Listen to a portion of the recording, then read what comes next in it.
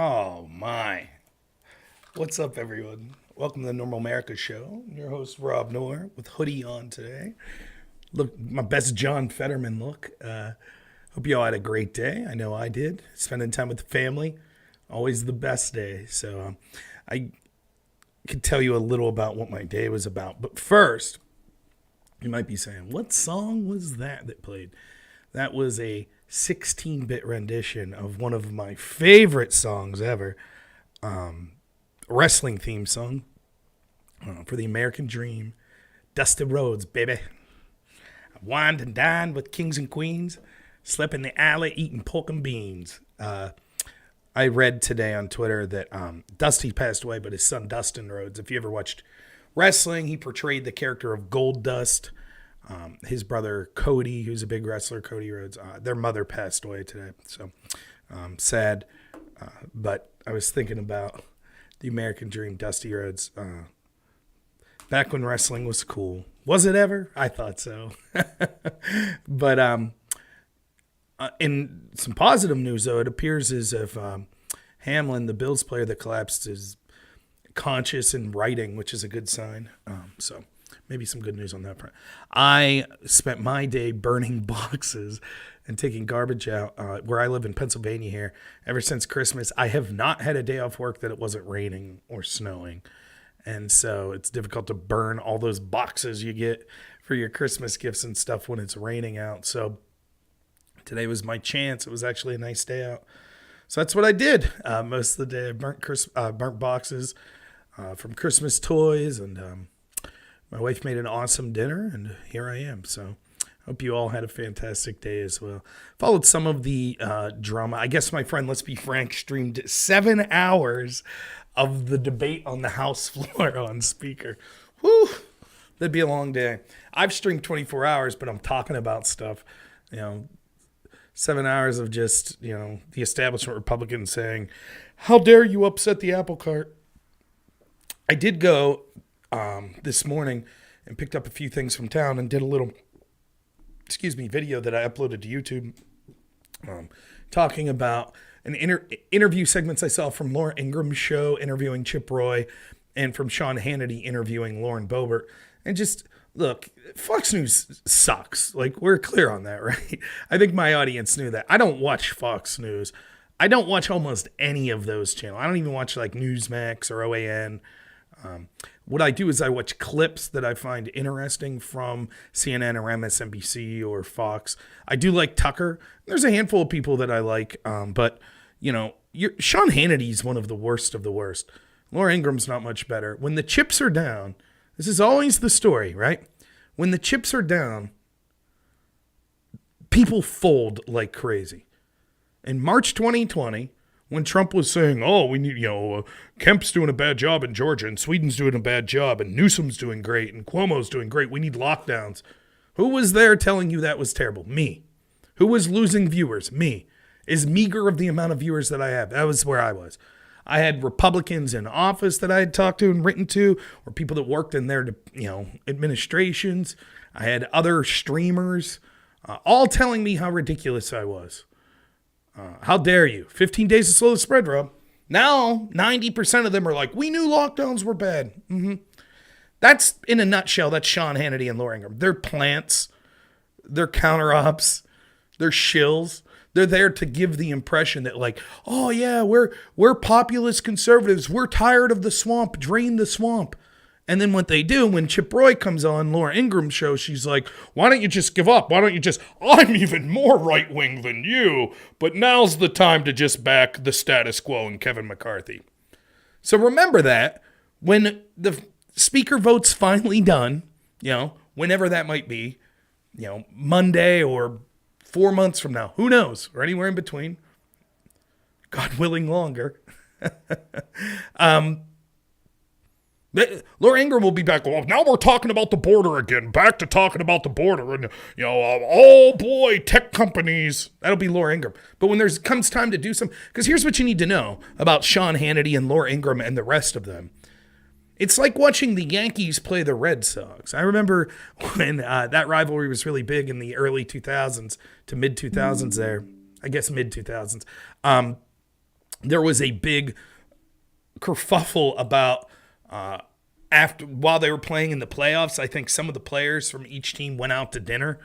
So you can picture, like, I don't know who the players were, but like David Ortiz and Johnny Damon or Kurt Schilling from the Red Sox going out with Derek Jeter and A-Rod, or whoever were on those teams back then. And oh my goodness, it's a big deal. And it's like, look, they are on different teams, but they're playing the same game. They both have, an interest. That's the way you can see the pictures of Sean Hannity hobnobbing it up with Don Lemon, and that's what it is. I hate to quote George Carlin, but it's a big club and you ain't in it. Sean Hannity's in it and Laura Ingram's in it. And there's a lot of money and influence and power that's going through Mitch McConnell and Kevin McCarthy and Ronna McDaniel and the establishment Republicans. And they don't like the fact that there's some uppity young starts that are challenging their authority and their stranglehold on the reins of power for the Republican Party. They don't like that. They would rather Democrats win because the top level, the Republicans and Democrats, are happy to have that strength. They don't want no third party. They don't want no outsider. They don't want people challenging their leadership from within their own party. And so Sean Hannity and Laura Ingraham are there to give you the impression that they actually care about you. But really, the thing they care about most is maintaining the status quo power structure. That's how they get paid. That's how the people that they're representing, those in Washington, get paid. That's what the behind the door meetings for them are. And they can't believe it's just childish. It's embarrassing. It's embarrassing that, people would actually stick up for what they told their voters they would and demand concessions, so that the Republican Party for once has leadership that actually cares about their constituents instead of viewing them with contempt.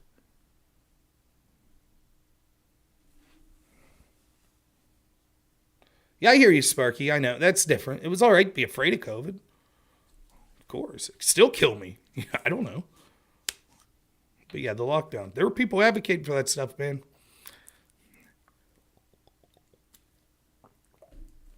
Yeah, Vita, 2 more years. Let's hope. 2 years of no.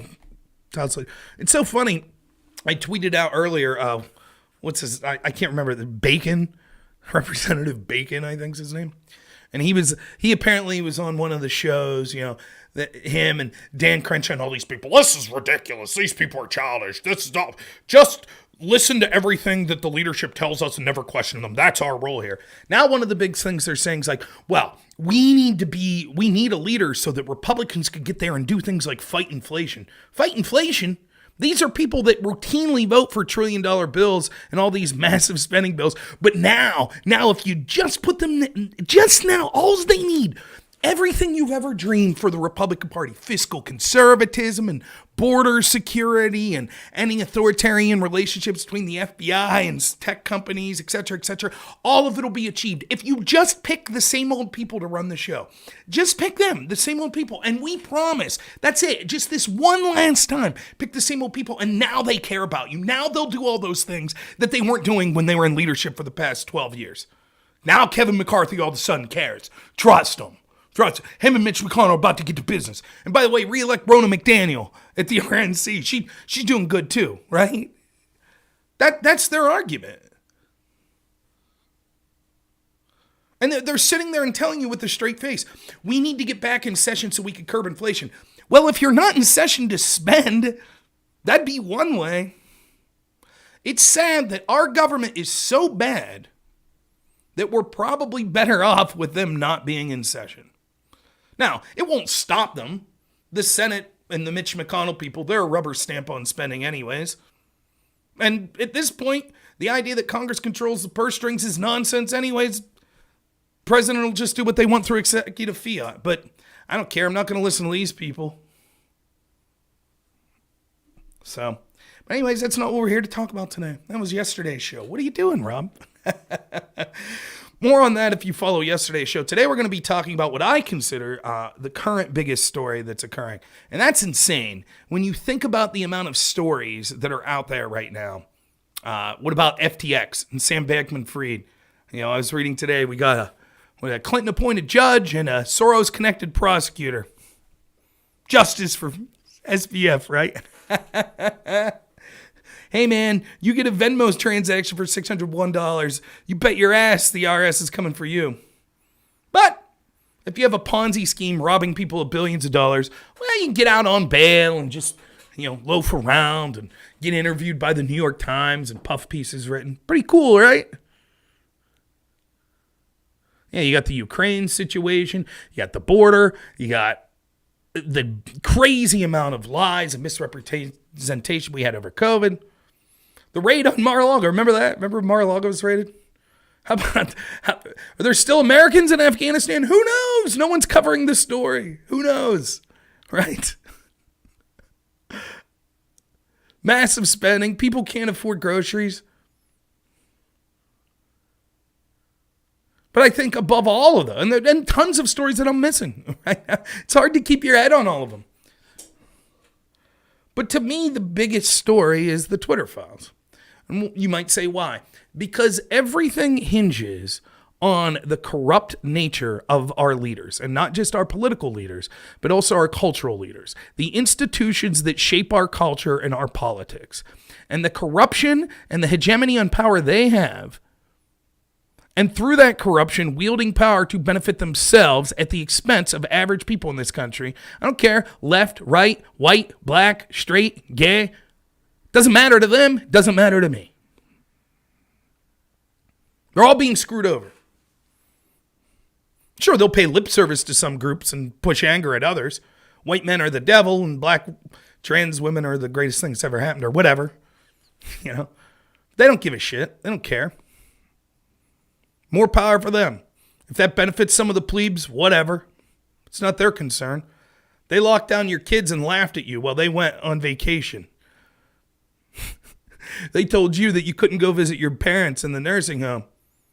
Well, they pulled their parents out of long-term care facilities and went to salons and sleeping with their mistresses and things like that.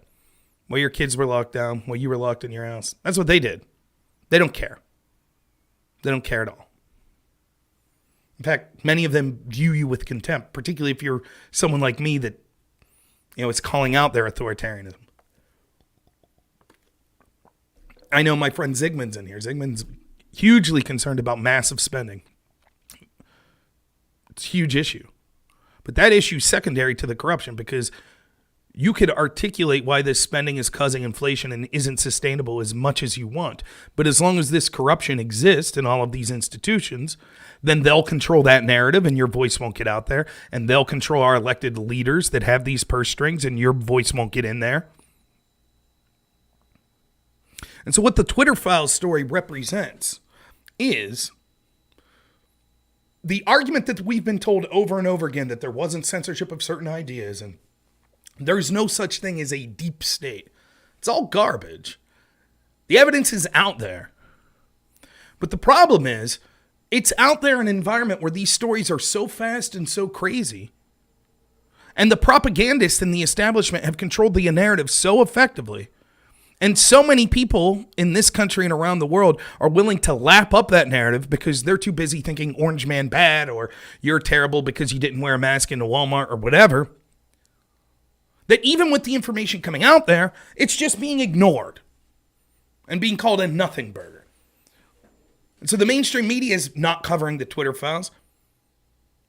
Your left-wing streamers that I debate and told me that I was wrong, that this censorship wasn't occurring, like Chud Logic, which I reviewed that debate Monday. They're not covering it, to my knowledge. Maybe Chud is, I don't know. But the media is certainly not. The Democrats don't care.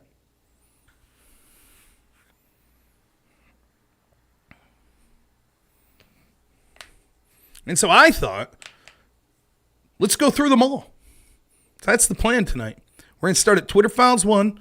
We're going to go through the list of everything they released. Now, I'll be honest, the first 2-3 drops, I was all over because I happened to have some time then. Then around the holidays and everything, I've been so crazy busy with work. As I told you, one of the people that I take care of actually contracted COVID, so there was a lot of lockdown stuff that went on, a lot of jumbling about my work schedule. Then I had a lot of Christmas stuff going on, and then my wife's birthday was New Year's Eve, so it was I was kind of reading in my spare time on Twitter, but I thought I will learn with you all as we go through the files today, and I will commentate on them. So that's the plan. So My plan is to literally read through every one of the tweets and add context where I can. So let's do it. Let's not avoid it, right? Now, as much as I hate this website, Wikipedia was the only place I could find with a list of all of the Twitter file drops with links to directly to the tweets. So that's where I found them. The first Twitter files were dropped December 2nd, 2022, and they were dropped by Matt Taibbi. Now, Matt Taibbi is someone who I followed for a long time. He was one of the people I was heavily invested in reading during the 2008 financial crisis. He had, at that point, was writing for Rolling Stone, but I had read his book about that financial crisis. It got me interested in high-frequency trading and things like that, which I used to think about quite a bit, which is weird. I haven't talked about that for years. Previous to that, he wrote a book that was sort of critical of like mega churches and things like that, which I read that as well. Matt Taibbi is a left-wing guy. He is someone who did not like Donald Trump. He is someone who has excoriated Republicans since the days of George Bush and his policies. But he is labeled as a right-winger now because he is an actual real journalist who is breaking real stories. And the reason he's labeled as a right-winger is because that's a pejorative to people that are left-wing. To be right-winger is not just to be wrong, but it's to be immoral. And so instead of looking at what he's reporting, they just say he's a bad person. So that's why they call him a right-winger. It's bias. Oh, okay. Well, Juan Zarka, I'm sorry you find this boring. This is crazy. They added this new feature on Twitch. So for all the people that think this is boring, this crazy new feature they have where you could click that X at the top right of the screen and then you don't have to listen to me. So have fun, Juan. So we shall begin. The first Twitter files that broke, December 2nd, 2022. What you're about to read is the first installment in a series based upon thousands of internal documents obtained by sources at Twitter. The Twitter files tell an incredible story from inside one of the world's largest and most influential social media platforms. It is a Frankensteinian tale of human-built mechanism grown out of the control of its designer. Twitter in its conception was a brilliant tool for enabling instant mass communication. Real quick. Remind me, I'll put the link up to...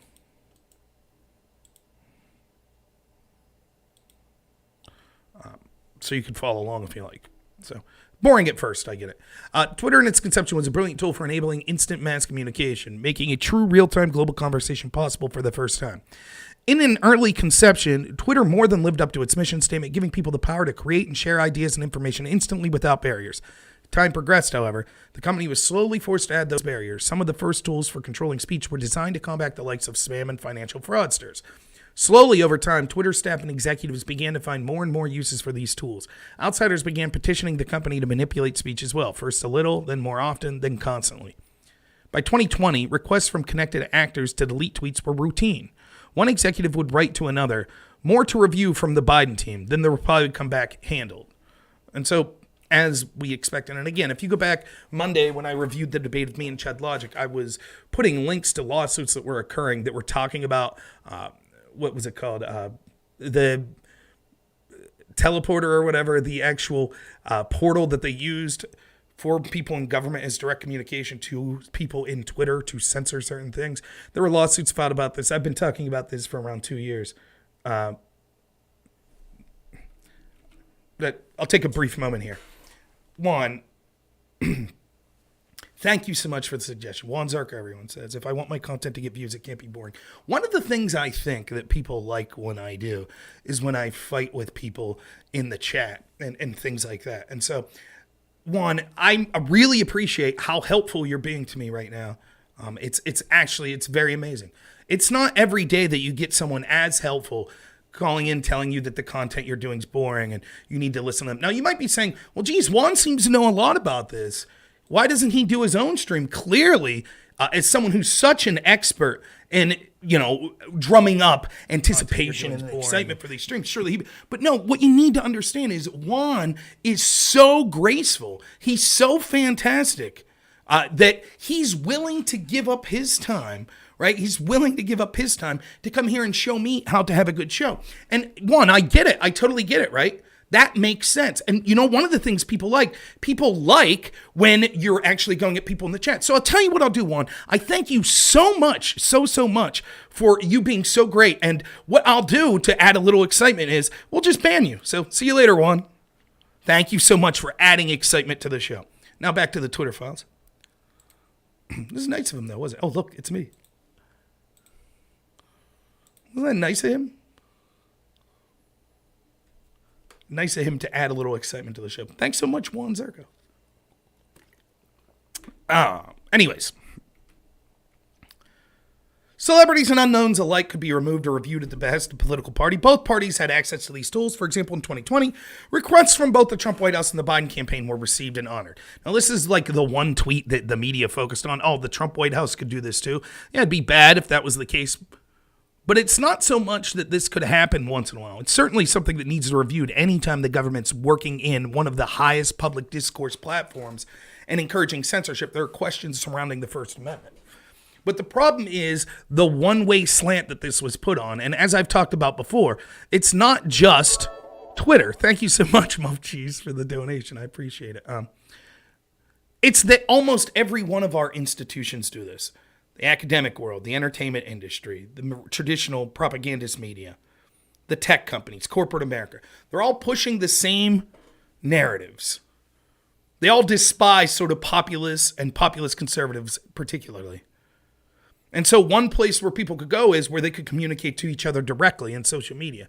And so to see all of these social media companies going all in one direction, in addition to all of those other institutions going in that same direction, that's when it becomes a massive problem. And so the one thing in the Twitter files that the mainstream media wanted to talk about, or blue checkmark type people wanted to talk about, they would say, oh, see, Trump did it too. Okay, give me the examples. As you'll see from the next tweet, the system wasn't balanced. It was based on context because Twitter was and is overwhelmingly staffed by people of one political orientation. There were more channels, more ways to complain open to the left, Democrats, than the right. And then you can see a little chart here, which we've talked about this before. 99% in 2022 to Democrats from Twitter employees, 98% 2020, 96% 2018. The resulting slant in content moderation decisions is visible in the documents you're about to read. However, it's also the assessment of multiple current and former high-level executives. There's more clearing about the process. Screw it, let's jump forward. The Twitter Files Part 1. How and why Twitter blocked the Hunter Biden laptop story. On October 14th, 2020, the New York Post published Biden's secret emails and expose based on the contents of Hunter Biden's abandoned laptop. Twitter took the extraordinary steps to suppress the story, removing links and posting warnings that it may be unsafe. They even blocked its transmission via direct message, a tool hitherto reserved for extreme cases, such as child pornography.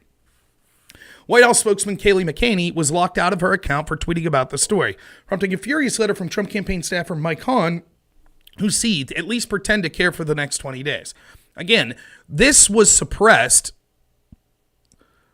October 14th, right? So the beginning of November is the election. And so 2 weeks, 3 weeks before the election, this story breaks. That's a massive scandal. And they used to call this an October surprise, right? Now, an October surprise was when a big scandal or a huge story would break right before the election. And so that captured everyone's attention before they went to the ballot box. Now, the October surprise isn't as important for two reasons now. One is with mass ballot harvesting and mail-in ballots, that means that people are voting months before an election, and so waiting to drop a story in October isn't going to have the same effect because 40% of the votes are already tabulated. And second, because of the control of all of these institutions that control our public narrative, they'll just censor an October surprise if it's against the party they don't want or they want elected. So this October surprise, which I believe, and this is just my conjecture, but my belief was Trump, up until this story broke, I felt that I saw a change in Trump. I felt that Trump thought all along that despite the, opposition to him for 4 years, despite the fact that, none of the, basically conspirators that were involved in the corrupt investigation to him got their comeuppance. I think he thought, look, when this Hunter Biden story breaks, that'll be it. It's so corrupt. My opponent, Joe Biden, is literally doing what they accused me of. They accused me of working in financial arrangements with our greatest enemies. That's what Joe Biden and his family are doing. Working with the government of China, working with Russian oligarchs in Ukraine for huge sums of money, where a percentage of it's going to the big guy, who a business partner of them, Tony Bobulinski, is willing to go public and say the big guy was Joe Biden. And Joe Biden's response to this has always been, I didn't know anything about this, which we can confirm that he did. So I think Trump thought, that's it. This story is going to break and that'll be it. Right? That's what I think. And then the story broke and then it was basically censored. And I feel like Trump looked around and then he started to realize, like, oh, that's it. Trump should have been fighting this swamp much earlier. He should have got rid of Bill Barr. He should have pardoned people like Assange. He should have been releasing unredacted the evidence against him or against the conspirators of the Russia collusion hoax. But he didn't. He thought he was going to wait and it'd be a big October surprise and then he'd win the election and have 4 years to do. But he didn't. And now he'll pay the price. And that's his mistake. It is. No, I haven't seen any Trump examples released from the Twitter files yet of him, his party censoring. But we'll see. We're going to read through them all, so maybe I missed it. So,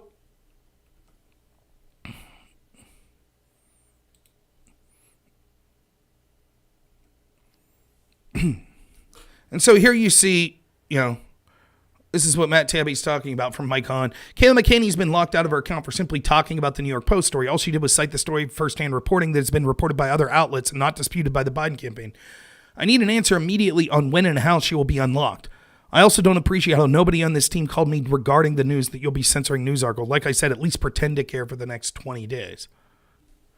And this was the White House press secretary.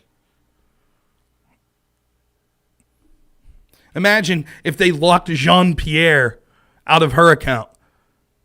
How insane the media would have went. Or Jen Psaki, if they would have locked her out of her account. But when it happened right before the election to Trump's spokesperson, no big deal. And there you can see Mike Hahn. He knows the truth.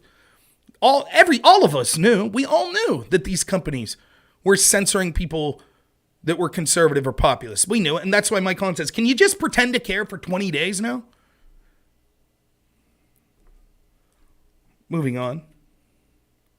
This led to a public policy executive, Caroline Storm, to send out a polite WTF query. Several employees noted that there was tension between the comms policy teams, who had little less control over moderation, and the safety trust teams. So here you have Caroline Storm. Are you able to take a look at this? Thank you. And that's on October 15th. Remember, the New York Post story broke a day before, and Kayla McCaney was linking to that story, and her account was blocked because of that. Now, when they talk about the comms policy team versus the safety trust team, the safety trust teams are going to be ran by Yoel Roth, who we'll get to, right? And those teams, in the name of safety and trust, are the ones that are going to be censoring misinformation and things like that. They're the ones that are going to be communicating with government entities, that are going to be making moderation decisions on which accounts need to be shadow banned, which accounts need to be, completely blocked, etc. And so the comms and policy team's like, what's going on here? Strom's note returned the answer to the laptop story being removed for a violation of the company's hacked materials policies. Thanks for reaching out to us, Caroline, for checking the user response from the site by integrity for violating our hacked materials policy, adding them here for further insight and guidance. So linking to the New York Post story got Kayla McCaney, White House spokesperson, kicked off because allegedly that was hacked materials. Now, you might be saying, I remember when Rachel Maddow publicly went on record with tax returns that she got of Donald Trump. That was hacked material, yet no one was ever kicked off Twitter. Any user, from the average Joe Schmo like me to especially a spokesperson for the White House, wasn't kicked off for sharing links to that story. But Kayla McCaney was, White House spokesperson. And now we also know that it wasn't hacked material, as we'll get to later here. Although several sources recalled hearing about a general warning from federal law enforcement that summer about possible foreign hacks, there's no evidence that I've seen of any government involvement in the laptop story. In fact, that might have been the problem. Now, here's where we're going to take a brief, because I went over these files previously, we're going to take a brief sidestep. It could be true that Matt Taibbi did not see these files, but they exist, and I'll prove it to you. So the question is, was there a government entity that contacted anybody at Twitter and said, this Hunter Biden stuff could be misinformation or hacked material? That's the question. And Matt Taibbi saying there was a general warning, but he didn't see in any of the files he had access to any communications between anyone at Twitter saying we were directed by the government that this could potentially be hacked or disinformation. And maybe he didn't see that, which to me, there's an important note in that because I'm going to prove to you that that exists. And so the question is, how much of this material was covered up by James Baker? Because we'll get to later, James Baker, formerly at the FBI, he's actually going to be let go a couple weeks after these Twitter files stop dropping because he is the person who is in charge of handing these materials over to Elon Musk's reporters that he wants to see this information. And so the accusation is Jim Baker, formerly of the FBI, and then of the safety committee that's basically already shown over and over he's willing to go after Trump and do all of this stuff. He's the one, if there would be 5 people that are directly implicated in sort of corruptly censoring people, he would be one of those 5. And yet he's the point person in getting these files off to these investigators? Nonsense. How many files were deleted before Elon Musk bought? Or how much communication was occurring not through official Twitter channels? So it's not like this is an FBI investigation that Matt Taibbi is doing, that he has access to Vijaya Gotti and Jim Baker and Yoel Roth's private phones. All they have is communications that occurred on Twitter channels, so Twitter emails, things like that.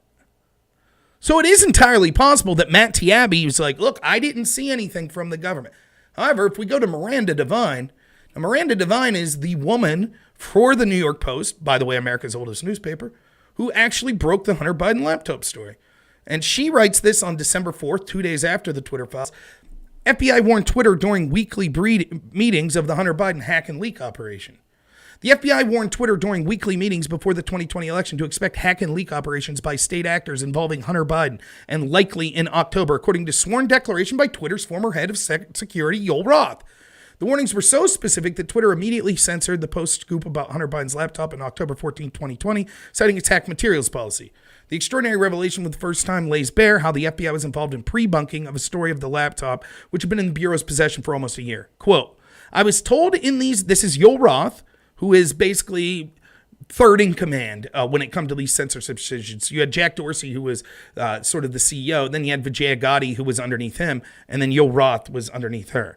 He says, quote, I was told in these meetings that the intelligence community expected that individuals associated with political campaigns would be subject to hacking attacks and that material obtained through those hacking attacks would likely be disseminated over social media, including Twitter, said Roth in a December 21st, 2020 declaration to the Federal Election Commission. Quote, I also learned in these meetings that there were rumors that the hack and leak operation would involve Hunter Biden. Now, if you followed me on Sitch and Adam, I referenced this. This is a direct admission that people from the intelligence agencies that were briefing Yoel Roth and other people at Twitter on a weekly basis, and make no mistake, they were also briefing people at Facebook, people at YouTube, people at Twitch, and all of these big problems. Taibbi, whatever, I don't care. Taibbi, whatever. Get a normal name.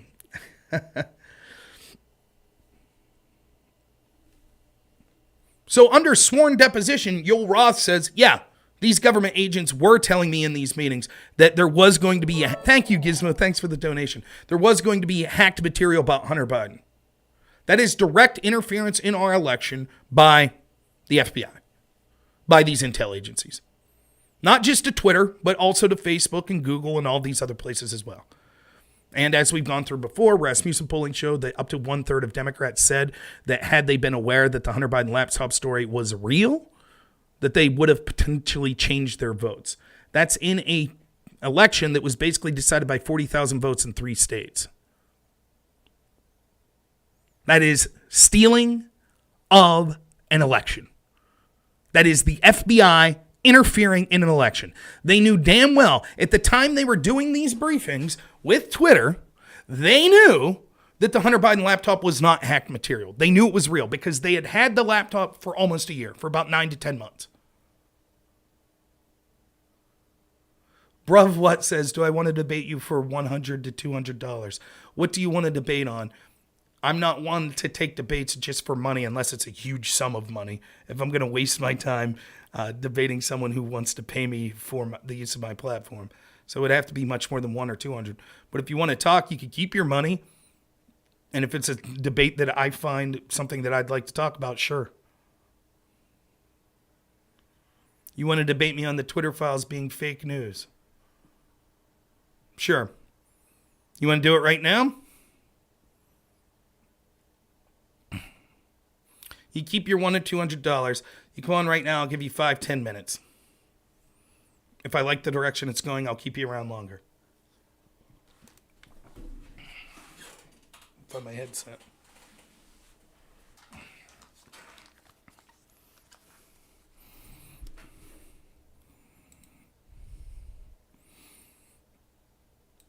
Are you on my Discord channel?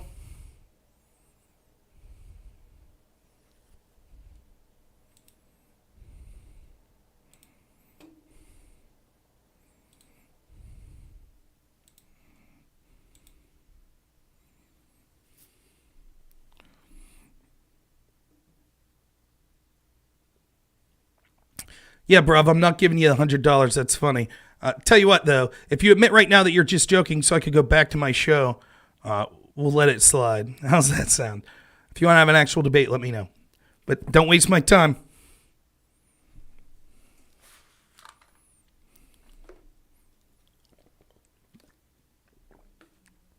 Yeah, well, thanks for ruining my groove there, but fine. Joke didn't really work because I didn't want your money, huh?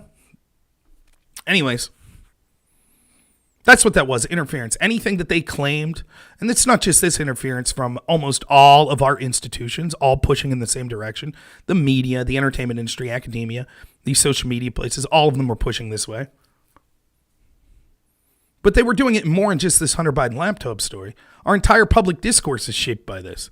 And then if you look at the revelations of Donald Trump and the lies that were told about him going into the 2016 election and then for 4 years when he was president, all of that shapes up to, if you take just one of those institutions, our intel agencies, their interference in the election was far more substantial than anything Russia was accused of. And 12 Russian trolls that were posting $100,000 of ads on Pokemon Go and Facebook.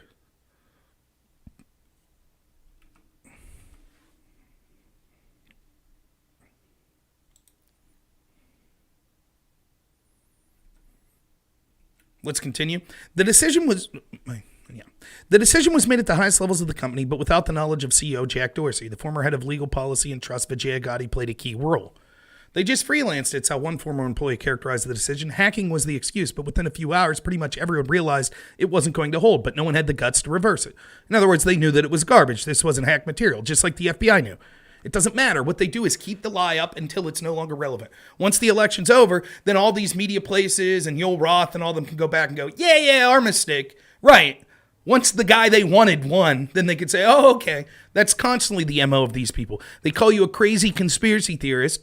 They tell you can't talk about certain things and you're a liar and they censor you for it. And then when it turns out you were right, they're like, oh, well, it's too late now. The elections are over. That's old news. Move on. That's exactly what the media is doing with the release of these Twitter files. Oh, we already all knew this, but you can go back and look Monday, go back and watch my stream Monday, a year and a half ago when I was debating people like Chud Logic. He and so many of the people on the left were saying, no, conservatives aren't being censored. This sort of stuff's not happening. The government's not directing these social media places to censor stories. And then when we find out it's true, they say, well, of course, we knew about it all along.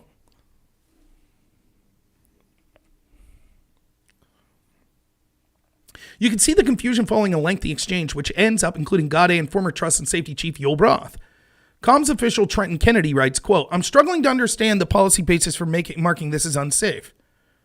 By this point, everyone knew this was fucked, said one former employee, but the response was essentially to err on the side of continuing to err. We'll see what Yoel Roth said. Maybe. Yoel Roth says, the policy basis is hack materials, though as discussed, this is an emerging situation where the facts remain unclear. Given the severe risk here and the lessons of 2016, we're erring on the side of including a warning and preventing this content from being amplified. Vijay Gotti says, what is the warning that will come up? Yoel Roth says, when you click the link, you'll see a generic unsafe URL message, references spam, malware, and violations of the Twitter rules. Not ideal, but it's the only thing we have. Ian Plunkett says, whatever we do in the comms, that'll be the bias claim from Jack pre-hearing immediately. Let's make it clear that we're proactively but cautiously interpreting this through the lens of our hack material policy and allowing the link with a warning and significant reduction of the spread. Now, what I want you to focus on is right here. If you could see my cursor. Given the severe risks here and the lessons of 2016. And this is something that I've talked about quite frequently. I oftentimes bring up the absurdity of an election in 2016 that up until that point, and it might still hold the record for the most money spent in a presidential election. I mean, it was, let me look this up real quick. This is a figure I should know.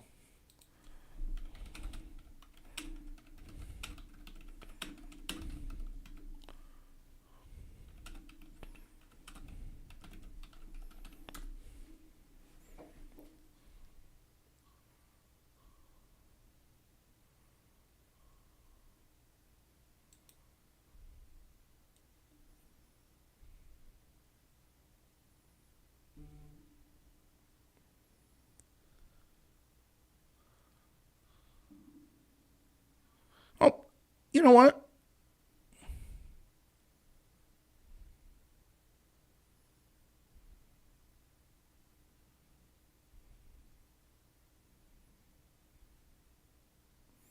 I guess Obama was spending more. But if you look at the spending, you could see Hillary's team spent about $600 million. Trump's team spent close to $300 million. So just the two teams spent close to $1 billion. But when you factor in spending that was being done outside of those teams, over $1 billion spent on this election. Over $1 billion. And we're supposed to believe that $100,000 of ads on Facebook and Pokemon Go, half of which were supporting Democrat causes, half of which weren't seen until after the election. We're supposed to believe that that was some huge amount of interference in the election that could have tipped the scales. And when I bring it up, people say, no one really, oh, come on, it wasn't that big of a deal. It was such a big deal that this was one of the only things in the entire Mueller investigation that was actually connected to Russian collusion in the 2016 election. Everything else that they were charging were just process. People forgot dates and lied to the investigators. Or Paul Manafort was charged for lobbying efforts he had in 2013 when he was working with the Podesta Group, Hillary Clinton's campaign manager, to lobby probably to Hillary Clinton, the Secretary of State. So the only thing they could connect to the 2016 election in Russia was basically this. Russian trolls. And people say, oh, it wasn't that big of a deal. Not only was it that big of a deal, we had constantly Democrats calling these tech companies in front of Capitol Hill saying, you need to censor disinformation. It's the entire basis for all of their public censorship. To this day, 6 years later, Biden was talking about basically creating a ministry of truth to censor disinformation. It's the basis for all of this censorship that you see in all of these Twitter files. They keep talking about the grave lessons of 2016. When they say that, remember, and no one talks about this that's discussing the Twitter files, that grave misinformation that they're talking about was Russian trolls posting on Pokemon Go and Facebook. That's it. That was the big misinformation. They're not talking about the misinformation that Trump said Nazis were good people. They're not talking about the misinformation that Trump said to drink bleach. They're talking about the misinformation of the Russian bounty story. They're not talking the misinformation that Trump was colluding with Russia in order to steal the election. They're not talking about misinformation of the P tape about Russia. No, they're not talking about any of that. All of that misinformation, even though it wasn't true, is not misinformation, because the definition of misinformation is stories that the establishment doesn't like. And so when you hear them saying, oh, the lessons, that misinformation in 2016, what was it? What is it that was so grave that requires a team of 80 FBI agents constantly monitoring to make sure people aren't violating Twitter's terms of service, in constant communication with Twitter, getting people kicked off for slight jokes, going after actors like James Woods, advocating for the censorship of the President of the United States, which was this grave wave of misinformation. Some memes that some Russians posted on Pokemon Go and Facebook. Half of which weren't seen till after the election. Half of which were in support of Democratic causes. That's it.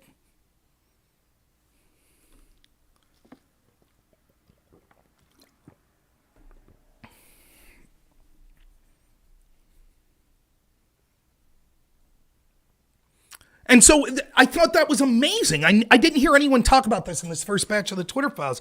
That's what they keep going back and referencing. The reason we were allowed to do all of this stuff was because the lessons of 2016.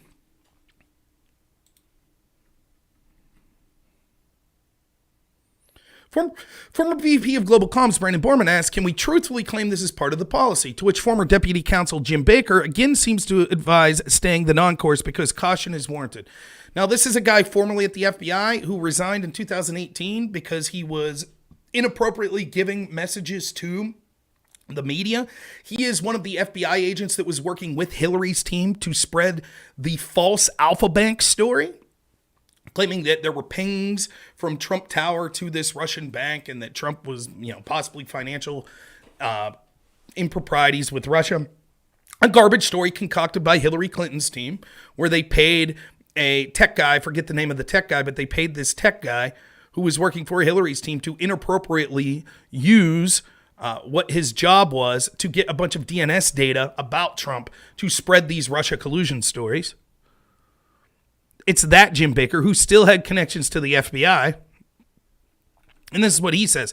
I support the conclusion that we need more facts to assess whether or not the materials were hacked. At this stage, however, it is reasonable for us to assume that they may have been and that caution is warranted. There are some facts that indicate the materials may have been hacked, while there are others indicating the computer was either abandoned and or the owner consented to allow the repair shop to access it for at least some purposes. We simply need more information. Now, two things to say about this. Any story that was ever broke about Donald Trump or any material that supposedly came from a Trump White House that was leaked, etc., never once did Jim Baker or anyone at Twitter or any other social media company say, well, we don't know if this material was legitimately retrieved or if it was hacked. And so we should err on the side of caution and not allow it to be shared. Never once did that happen. All of these policies, and that's always been my big bugaboo, is that it's the double standard. That's the problem.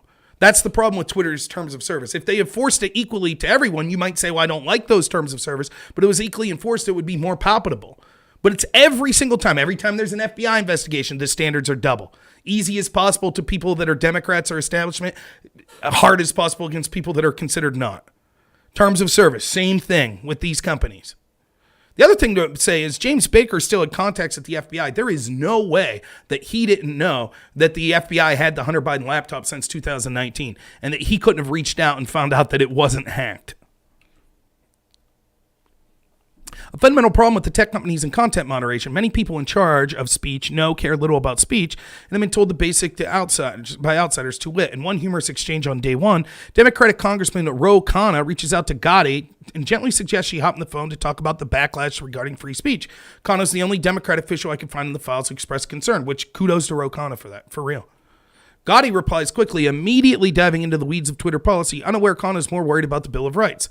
Khanna tries, and I'm skipping through some of this, but feel free to go ahead and read it. Khanna tries to reroute the conversation to the First Amendment, mention of which is generally hard to find in the files.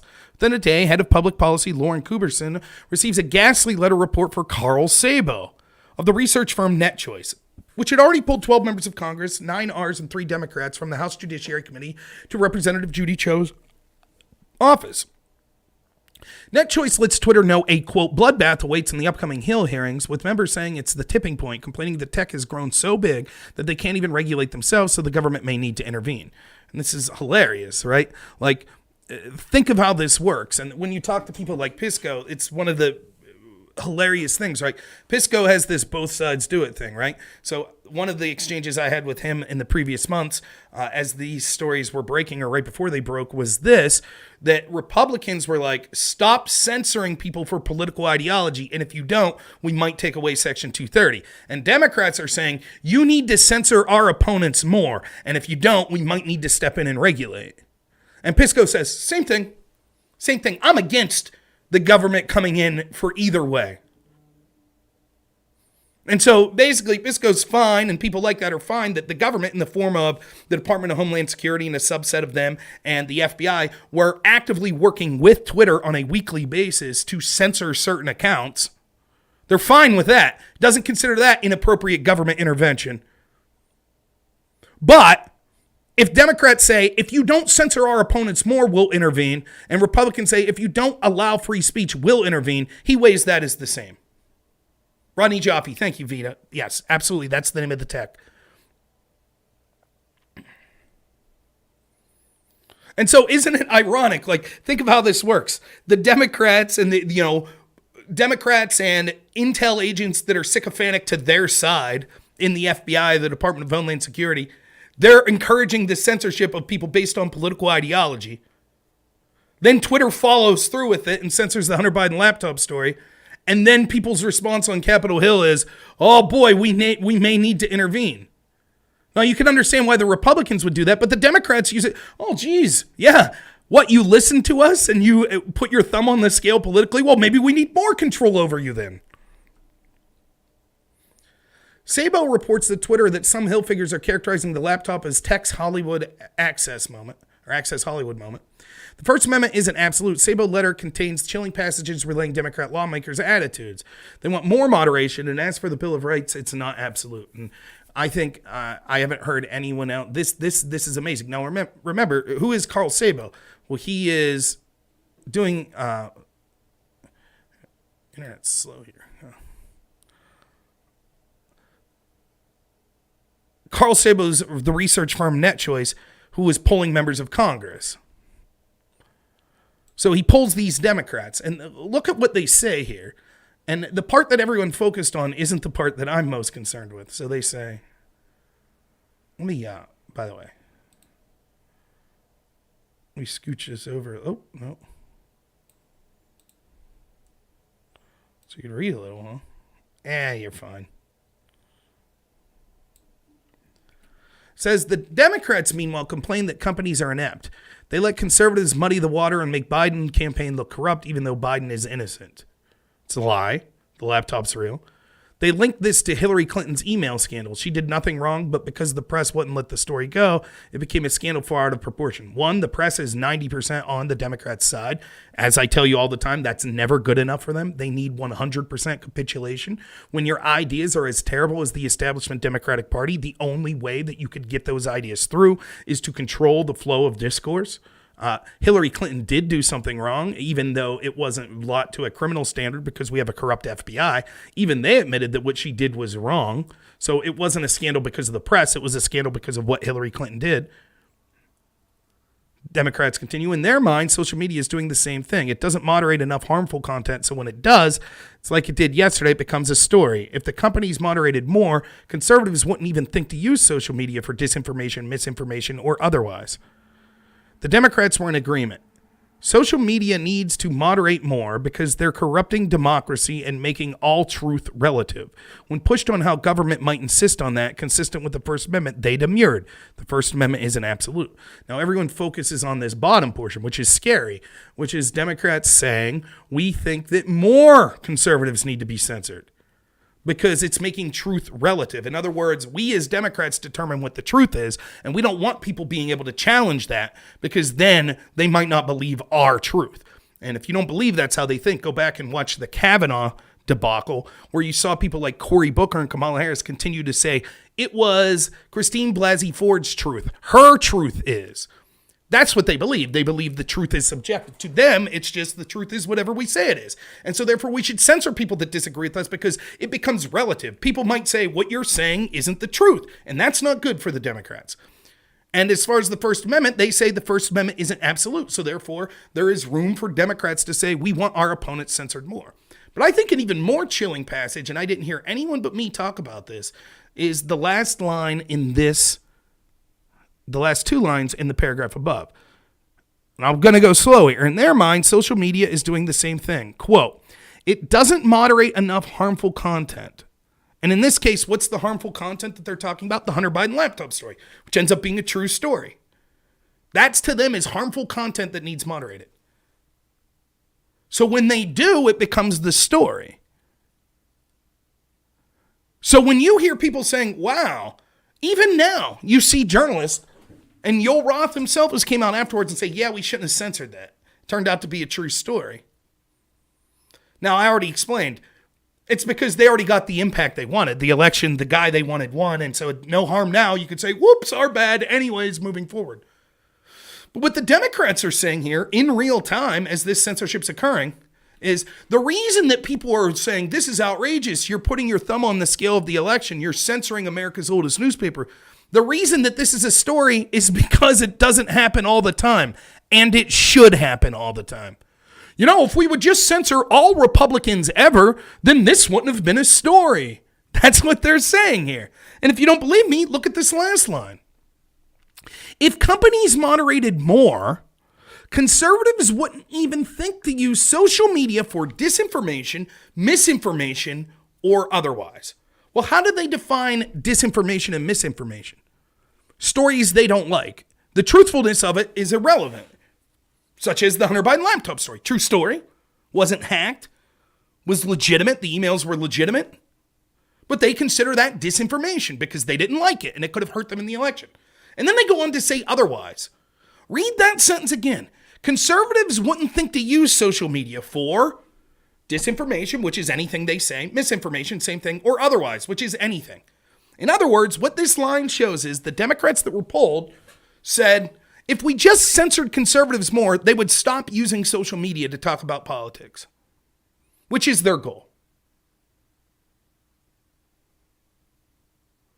That's exactly what their goal is. Their goal, they already control all of these institutions. They control the majority of the mainstream media. They control academia. They control the entertainment industry. But the one place that they can't control what people are thinking and saying is social media. And so they're like, well, we need to get people that disagree us off of there. I thought that was stunning, and I didn't hear anyone talk about that. An amazing subplot of the Twitter Hunter Biden laptop affair was how much one's done without the knowledge of Jack Dorsey. I think that's it, right? There are multiple instances in the files of Dorsey intervening to question suspension and other moderation action. The problem with the hack materials ruling, several sources saying, was this was normally required official law enforcement finding of a hack. But such a finding never appears throughout. One executive describes a whirlwind 24-hour period. And then he finishes up. That's file one. That file's damning. Right? Again, that one action, the censoring of the Hunter Biden laptop story, was more interference in the election than anything Russia was accused of doing in 2016. And it was done by some of the most powerful people in this country, the intel agencies, powerful people running these tech companies. And it was admitted in that Time magazine article that talked about a shadowy cabal fortifying the election for Joe Biden. And one of the things that article said was squelching stories that were critical of Joe Biden that was misinformation. And what stories? Oh, anything they choose to call misinformation. So that was drop one of the Twitter files.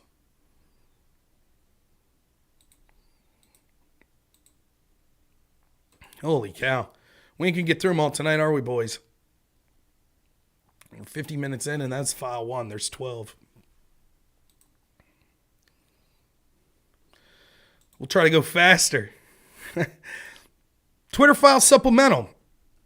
This was 4 days later, December 6th. On Friday, the first installment of the Twitter files were published here. We expected to publish more over the weekend. Many wondered why there was a delay. We can tell you part of the reason. On Tuesday, Twitter Deputy General Counsel and former FBI General Counsel Jim Baker was fired. Among the reasons, vetting the first batch of Twitter files without knowledge of new management. The process for producing the Twitter files involved delivery to two journalists, Bari Weiss and me, via a lawyer close to new management. However, the initial batch, things became complicated. after the initial. Over the weekend, we both dealt with obstacles in news searches. It was Bari Weiss who discovered that the person in charge of releasing the files was someone named Jim. When she called to ask Jim's last name, the answer came back, Jim Baker. My jaw hit the floor, says Weiss. The first batch of files reporters received was marked Spectra Baker emails. Baker is a controversial figure. He has been something... Oh, boy. Can you all give me a second? It's an important call I'm getting, so 1 second.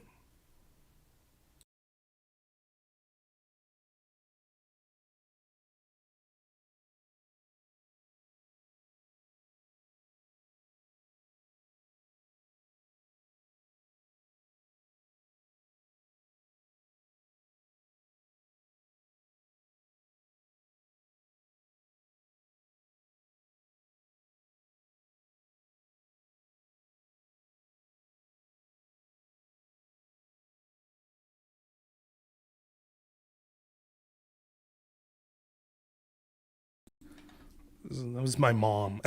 You got to answer when mom calls. She's like, I'm not bothering you. I was like, I'm in the middle of a stream.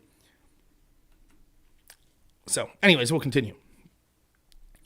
Baker's a controversial figure. He's been something of a zelig of FBI controversies dating back to 2016. From the Steele dossier to the Alpha Bank server mess, he resigned in 2018 after an investigation into leaks to the press. The news that Baker was reviewing the Twitter file surprised everyone involved, to say the least. New Twitter chief Elon Musk acted quickly to exit Baker Tuesday. Reporters resumed searching through the Twitter file's material, a lot of it today. The next installment will appear by Bari Weiss. So even after Elon, and that's one of the things you need to understand, the fear of Elon buying wasn't that he would censor liberals. The fear was, as I told you many times, that one, that he would stop the censorship of people that disagreed with the Democrats. But secondly, that he would now have access to these internal communications that proved the malfeasance and the corruption of the previous regime.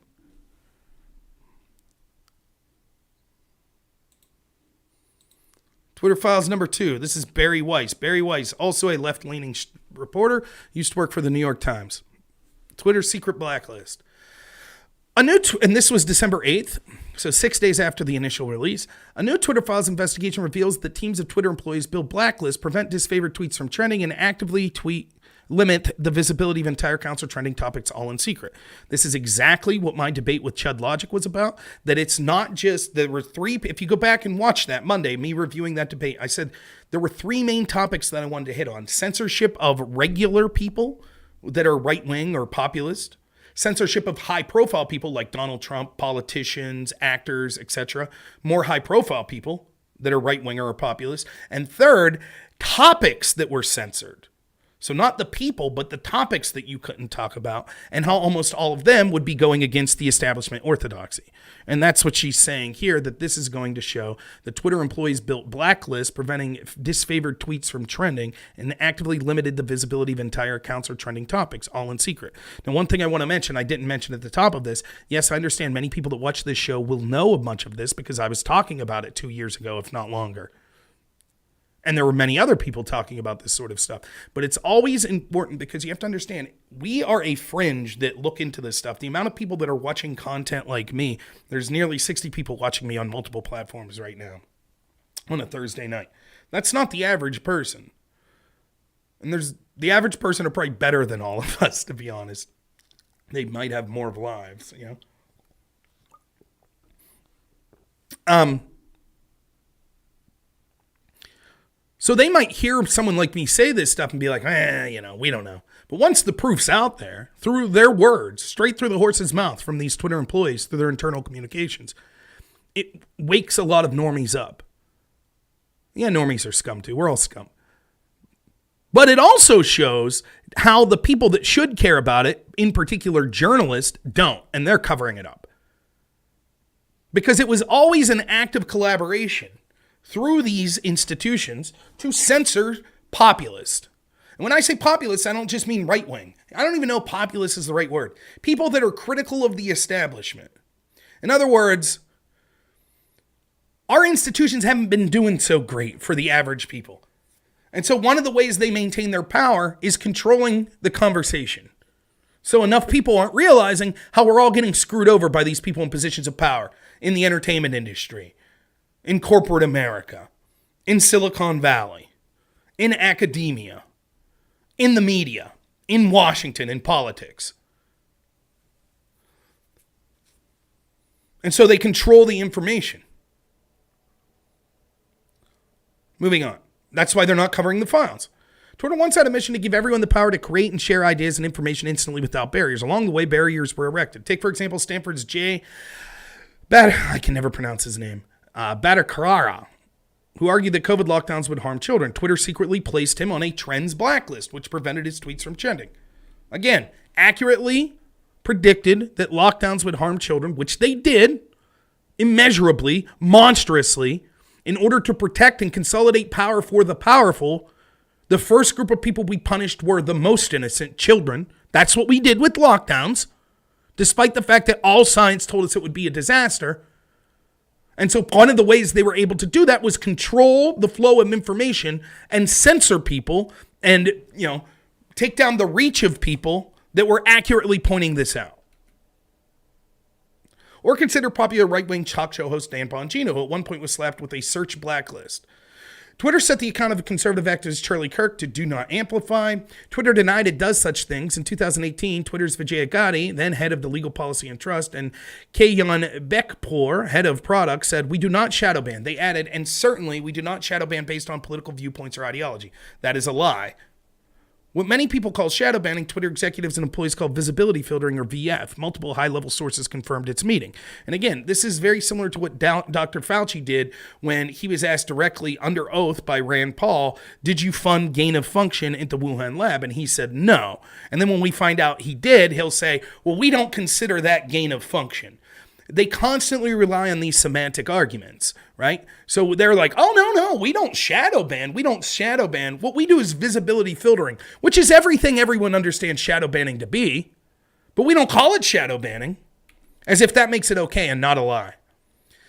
Think about visibility filtering as a way for us to suppress what people see to different levels. It's a very powerful tool, one senior Twitter employee told us. VF refers to Twitter's control over user visibility. It used VF to block searches of individual users, to limit the scope of particular tweets' discoverability, to block select users' posts from ever appearing on the trending page, and from inclusion to hashtag searches, all without the user's knowledge. We control visibility quite a bit, and we control the amplification of your content quite a bit, and normal people do not know how much we do, one Twitter engineer told us. Two additional Twitter employees confirmed. The group that decided whether to limit the reach of certain users was Strategic Response Team, Global Escalation Team, or SRTGET. It often handled up to 200 cases a day. But there existed a level beyond official ticketing, beyond the rank and file moderators following the company's policy on paper. That is the Site Integrity Policy Escalation Support, known as SIPs and PES. SIP-PES? Jesus. This secret group included head of legal policy and trust, Vijay Gadde, global head of trust and safety, Yoel Roth, subsequent CEO Jack Dorsey, and Parag Agrawal, and others. In other words, the biggest people with the company. This is where the biggest, most politically sensitive decisions got made. Think high follower account controversial, another Twitter employee told us. For these, there would be no ticket or anything.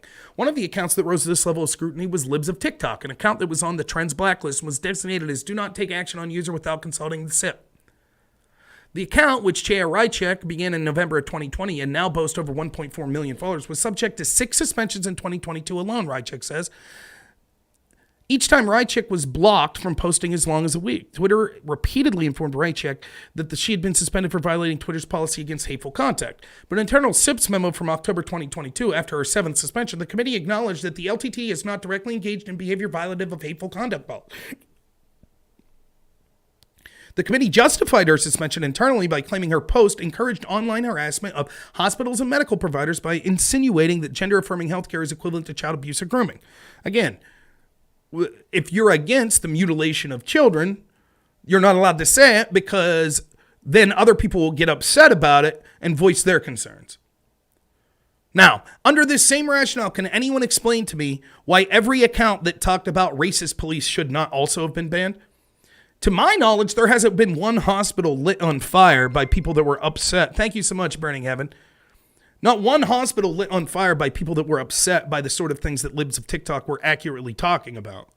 But I can name police precincts that were set on fire as people on Twitter were talking about racist police.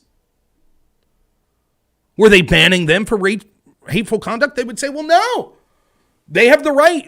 They're not, and by the way, they shouldn't be banned. If you yourself is not encouraging people to violence and you're just reporting on things or stating your opinion on things, you shouldn't be getting banned or shadow banned or suspended. Again, it's the selective application of this. Remember all of the conversations on Roe v. Wade being overturned and the decision being leaked? And then someone attempting to assassinate Brett Kavanaugh? Does that mean that we should have banned everyone that was talking about how terrible it was to overturn Roe v. Wade because it was encouraging violence to Kavanaugh? Is that what Twitter decided to do? Of course not. It would have been ludicrous. Democrats would have went insane had it happened. But that's what they do to people on the right. And by the way, the Libs of TikTok example is very important because what it shows is they can't win the debate. They can't defend the mutilation of children. They just said it's not happening, it's not happening, it's not happening. The majority of what Libs of TikTok does is just show in their own words what these activists are doing. Or it shows what's information of what these hospitals are up to.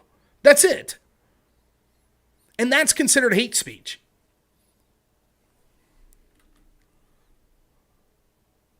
Compare this when Rychik herself was doxxed on November 21st, 2022. A photo of her home and her address was posted in a tweet that has garnered more than 10,000 likes. When Rychik told Twitter that her address had been disseminated, she said Twitter support responded with this message, quote, "We reviewed the reported content and didn't find it to be in violation of Twitter rules. No action was taken. The doxing tweet is still up." So again, it's okay to dox certain people, conservative-minded people. And we saw this, Carlos Maza from Vox, VOX, he encouraged people to do all they could, including throwing milkshakes at conservatives so that they wouldn't organize in public. That's assault. That tweet was allowed to remain up. Tons of tweets from Antifa talking about things, of them mobilizing to do things. There were tweets that said that Nicholas Sandmann had a punchable face and things like that. All of those tweets were allowed to remain up.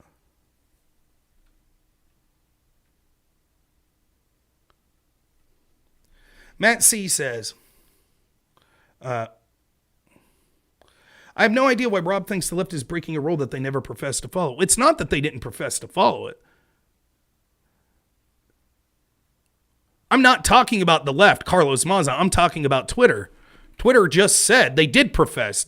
I just said the tweet. They said, we do not shadow ban people. We do not do this for political. They testified to that in front of Congress. And the idea that it's like, well, it's worthless to just point out these double standards, maybe to you, maybe to the left, but not to the millions of people you need to wake up in the middle. What's the black pill alternative? Well, the Twitter files, why even look at it? Of course, And it's one of these things that I don't get. It's this sort of nihilism. It's like everybody Democrats just hate and want to kill us all, and that's it. And so, they don't follow the rules they set for us, so why even talk about it? Right. I mean, I don't see it that way. I understand that I might know, thanks so much, Ted, for the follow. I might know when I'm debating some left-winger like Pisco and I'm saying, look, here's examples of FBI corruption, or Sitch and Adam when I'm on there, right? I know that they're always going to find the excuse to say, but wait, it's not corruption for this reason. But I do it for two reasons. One, because I like it. And second, because then the viewers could see just how many hoops will be jumped through to excuse these double standards. It's not about people that are already predisposed to understand, the FBI is corrupt. Twitter's corrupt. It's about millions of people that could publicly see the information for themselves of what this double standard is. That's the way I see it anyways. Internal Slack messages, Twitter employees spoke of using technicalities to restrict the visibility of tweets and subjects. Here's Yoel Roth's Twitter, then global head of trust and safety, in a direct message to a colleague in 2021. He says, God, my internet's so slow today. A lot of times, SIs use technically spam enforcements as a way to solve a problem created by safety under enforcing their policies, which again isn't a problem per se, but it keeps us from addressing the root cause of the issue, which is that our safety policy needs some attention. So they just label stuff spam that doesn't technically violate their orders. 6 days later, in a direct message with an employee on the Health Misinformation, Privacy, and Identity Research team, Roth requested more research to support the expanding non-removal policy interventions like disabling engagements and de-amplification visibility filtering. So again, what he's suggesting here is we need more shadow banning. As they were publicly telling Congress and others, we don't shadow ban. They just call it visibility filtering. Roth wrote, quote, "The hypothesis underlying much of what we've implemented is that exposure to misinformation directly causes harm. We should use remediations that reduce exposure and limit the spread of virality of content in a good way to do that. Is a good way to do that." And again, what do they consider misinformation? Whatever they and the Democrats believe. He added, quote, "We got Jack on board with implementing this for civic integrity in the near term, but we're going to need to make a more robust case to get this to be our repertoire policy remediations, especially for other policy domains." Now, one of the reasons this is particularly insidious is if you're suspended, you know it, right? So if they say, okay, you can no longer post on Twitter because of this tweet, you know it. One of the frustrations is, like, when I get community strikes on YouTube, they don't tell me exactly what I did. They'll just say this video violated, and it'll be a 4-hour stream from 2 years ago. Well, what part of it? Even if I disagree with it, if YouTube would outline a specific policy, like if YouTube said you could never use the word COVID, that sucks, that's insane. People would be like, this is ridiculous, but at least you would know the policy. Instead, they're just like, well, you can't say misinformation surrounding COVID. And so you'll be like, okay, well, here's the CDC paper, and it says X. It says natural immunity is good. And they're like, yeah, it's a community strike. Where? What exactly was the misinformation?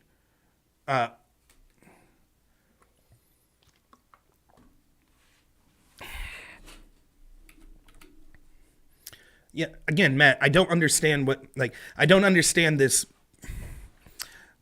like big brain take that I see everyone have. Hey, man, listen, it's like this, man.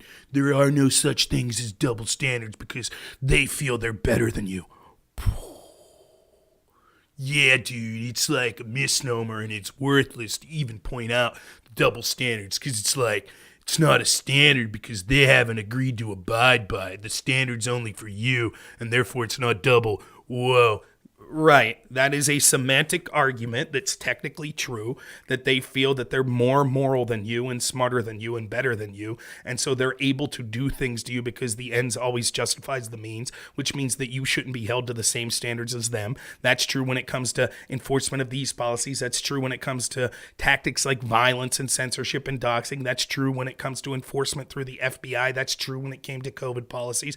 Yes, that's all true, but that is colloquially considered a, quote, double standard to people that are normies, to people in the center, to people that need to wake up to the unequal application of these things. The semantic argument that just wastes everyone's time, that's like, actually using the word double standard's a misnomer.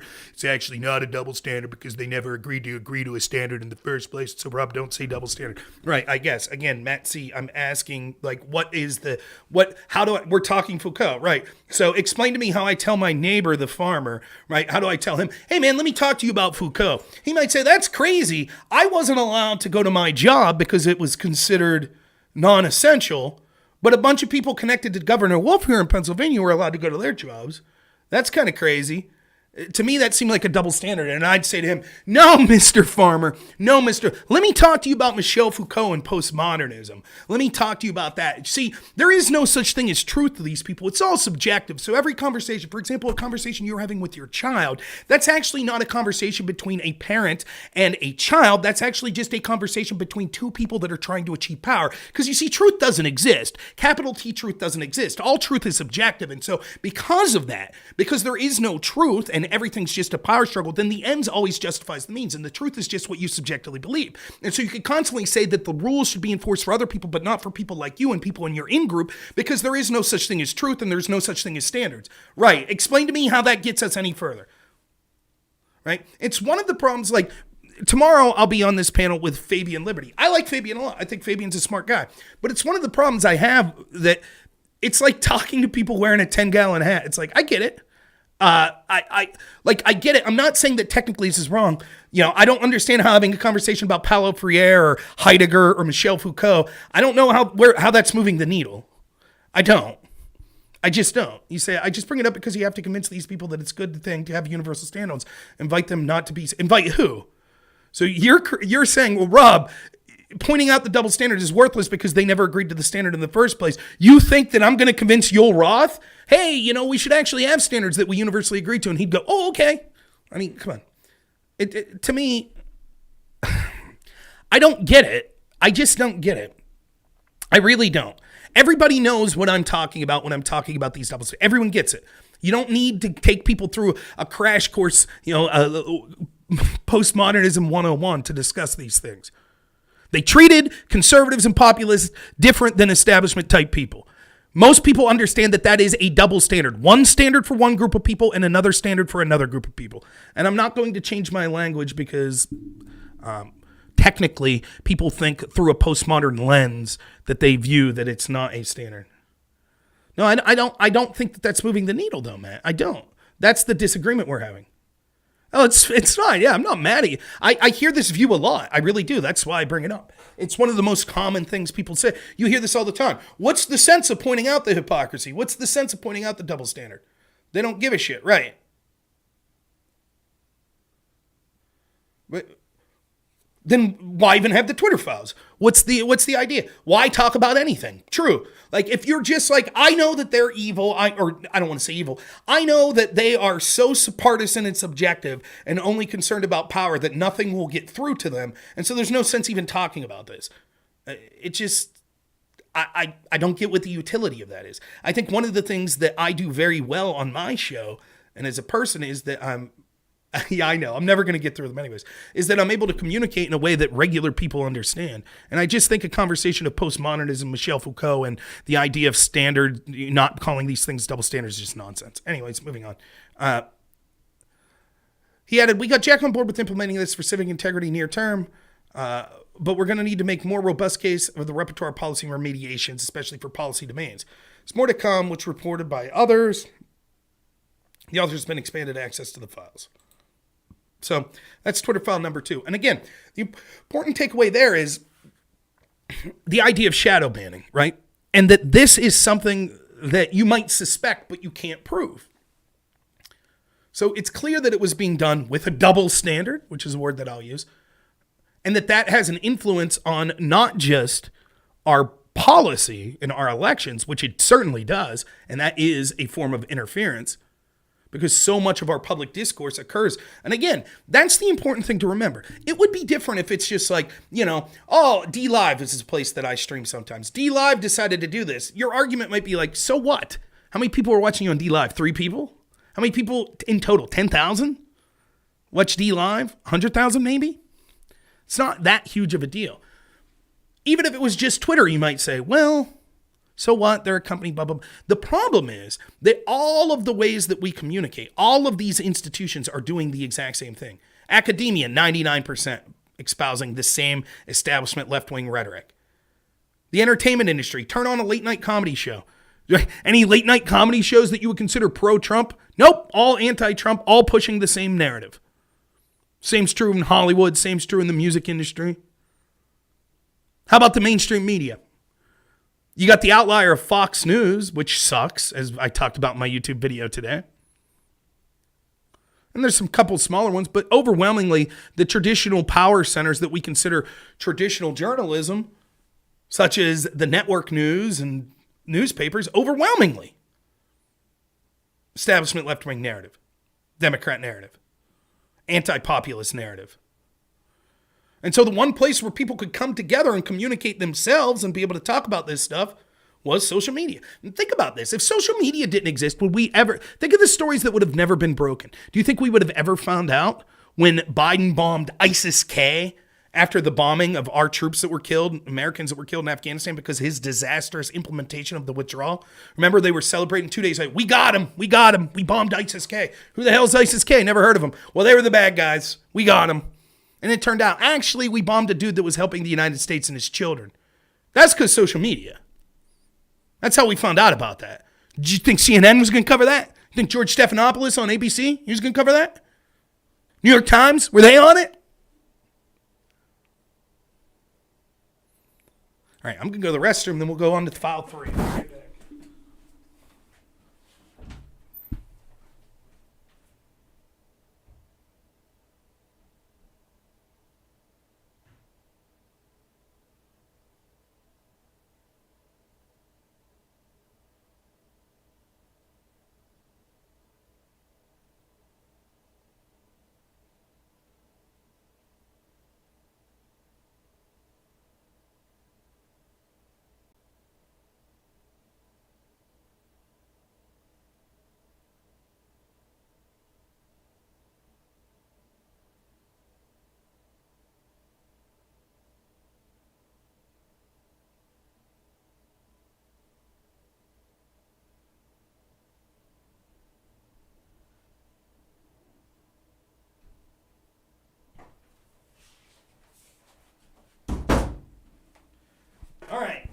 3. Let's do it. And we'll try to breeze through this. This is the removal of Donald Trump. Now, why is this important in theory? Because the removal of the president of the United States while he was still president is one of the most insane steps that you could imagine for putting your scale on the public discourse. And so you would expect that even the way things work is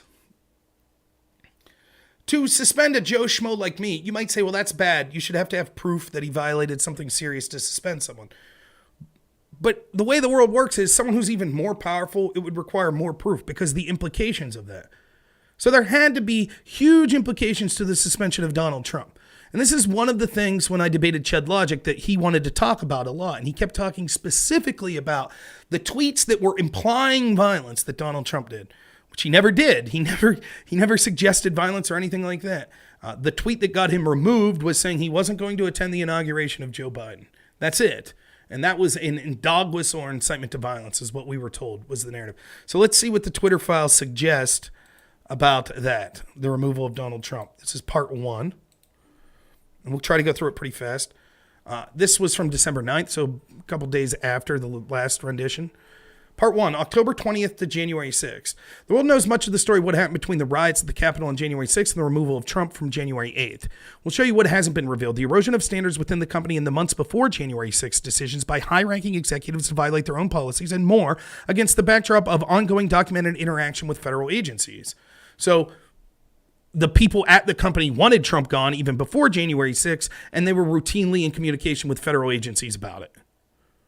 The first installment covers the period before the election through January 6th. Tomorrow, Michael Schellenberger will detail the chaos inside the Twitter on January 7th. On Sunday, Bari Weiss will reveal secret internal communications of the key date of January 8th. Whatever your opinion on the decision to remove Trump that day, the internal communications of Twitter began between January 6th and January 8th have clear historical import. Even Twitter's employees understood the moment, and it was a landmark for the annals of free speech. The first sitting head of state ever to be suspended off Twitter. I mean, literally, heads of states of countries like Iran are allowed to be on there, other terrible people. But nope, Trump had to be removed.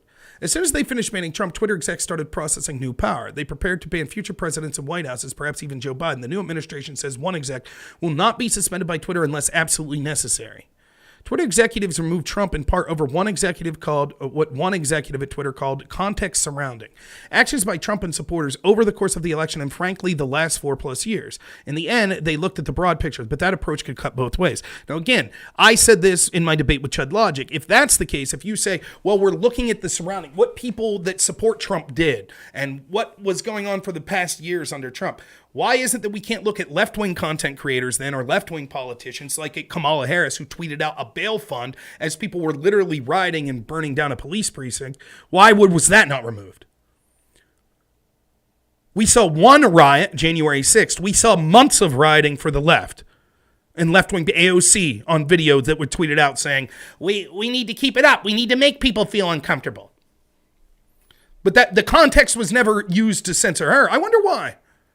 The bulk of internal debate leading to Trump's ban took place in those 3 January days. However, the intellectual framework was laid in the months preceding the Capitol riots. Before January 6th, Trump was a unique mix of automated, rules-based enforcement and more subjective moderation by senior executives. As Bari Weiss reported, the firm had a vast array of tools for manipulating visibility. Most of them were thrown at Trump and others pre-January 6th.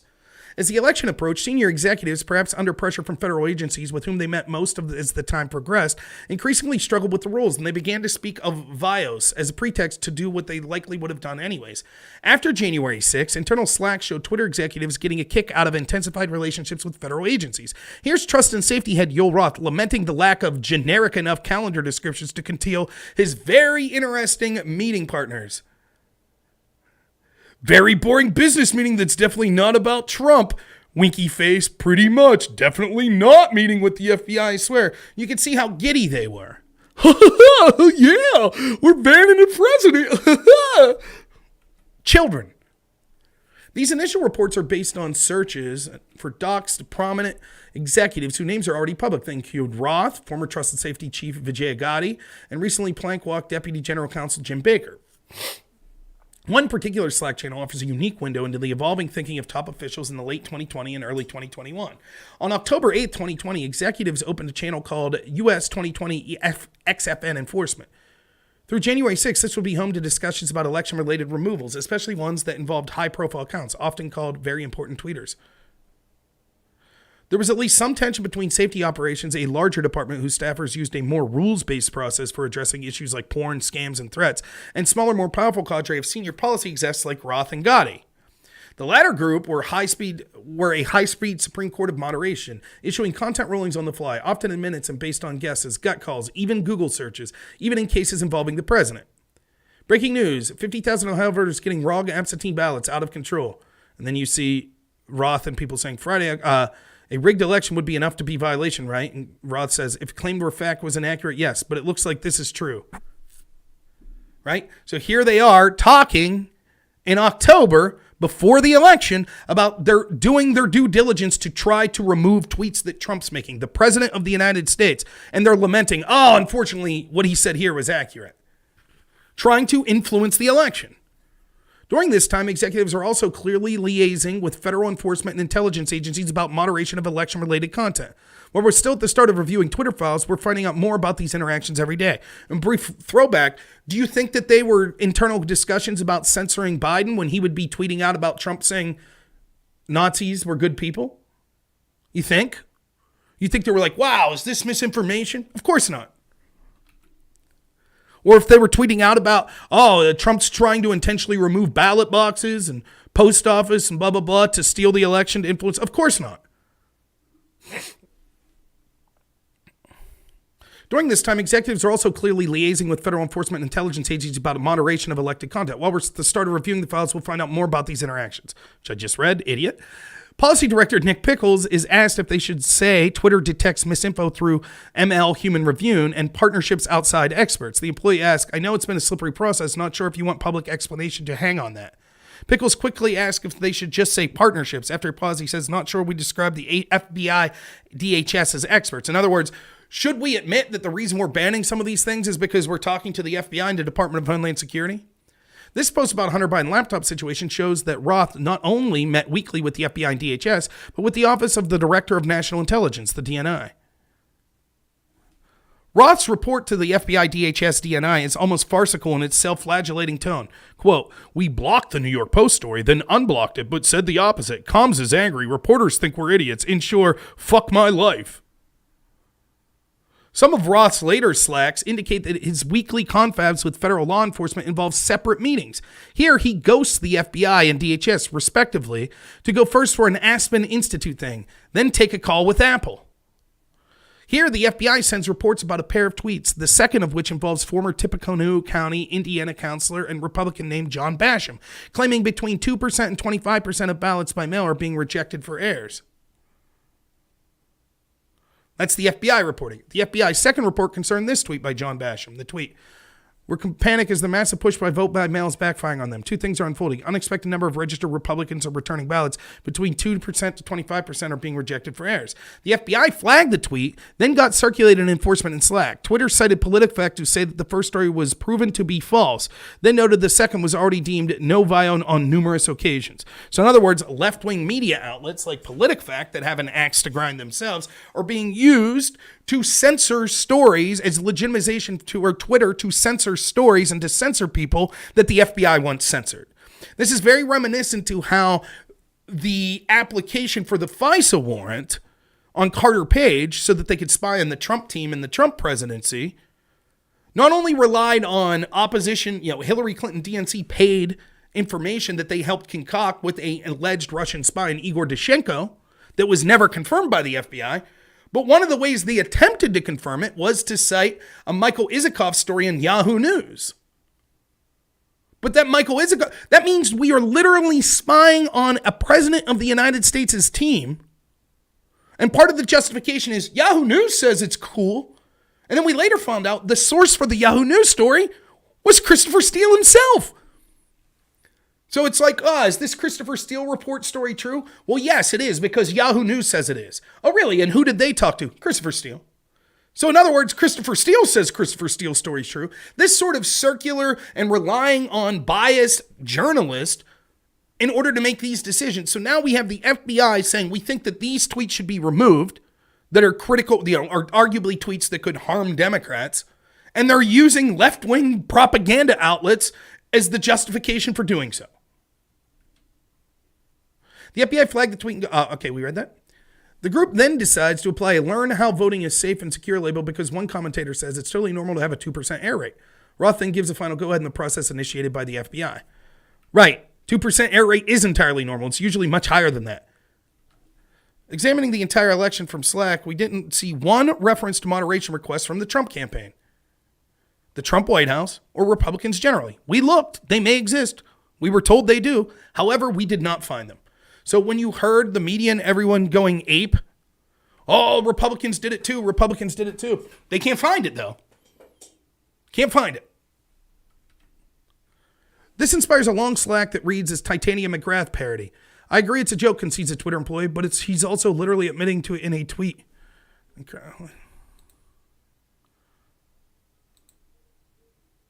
Oh, I hear my man crying downstairs. I'm missing some of this. Anyways, we'll just move on. The group declares Huck's an edge case, and though one notes, we don't make exceptions for jokes or satire, they ultimately decide to leave him be because we poked enough bears. Could still mislead people, the humor adverse group declares before moving on from Huckabee. Roth suggests moderation even in this absurd case could depend on whether or not the joke results in confusion. This seemingly silly case actually foreshadows serious later issues, so must be what happened was Mike Huckabee was telling an obvious joke and they're seriously saying, should we censor this? In the docs, execs often expand criteria to subjective issues like intent. Yes, a video is authentic, but why was it shown? Orientation. Was a banned tweet shown to condemn or support? Or reception. Did a joke cause confusion? This reflex will become key on January 6th. Another example, Twitter, and that's what's terrible. Again, and this again is what you constantly see as justification for all of these left-wing sycophants, right? When I talk to Sitch and Adam, when I'm debating Pisco, right, and I'm talking about left-wing corruption, they'll say things like this. When I'm like, Joe Biden issued a quid pro quo to force the firing of a prosecutor that was looking into a company his son was on the board of directors on. That's insane. And they'll be like, yeah, but he didn't do that for bad reasons. He didn't do that for bad reasons. Everybody wanted those people gone, right? And then it's like, well, okay, so that quid pro quo was okay. What about Trump's quid pro quo? Oh, we know that was for bad reasons. Now, we all have biases that are going to say, we think that this person did this because of X, you know? But that shouldn't be justification for things like removal from these public discourse platforms or FBI investigations or not having FBI investigations. And that's exactly what happens. And once you capitulate to that and you say, well, it doesn't matter if that technically didn't violate our terms of service. The question is, could people do something bad because of it? Was this tweet put up for what we consider the right reasons, support or condemnation? And it's easy to see how biased people will then take those mechanisms and say, well, we'll do what we want. We could get rid of the people. We could justify to ourselves. We got rid of the people we didn't like because we know the context surrounding why they did that, why they tweeted that. Even though the tweet was within terms of service, the context around why was illegitimate.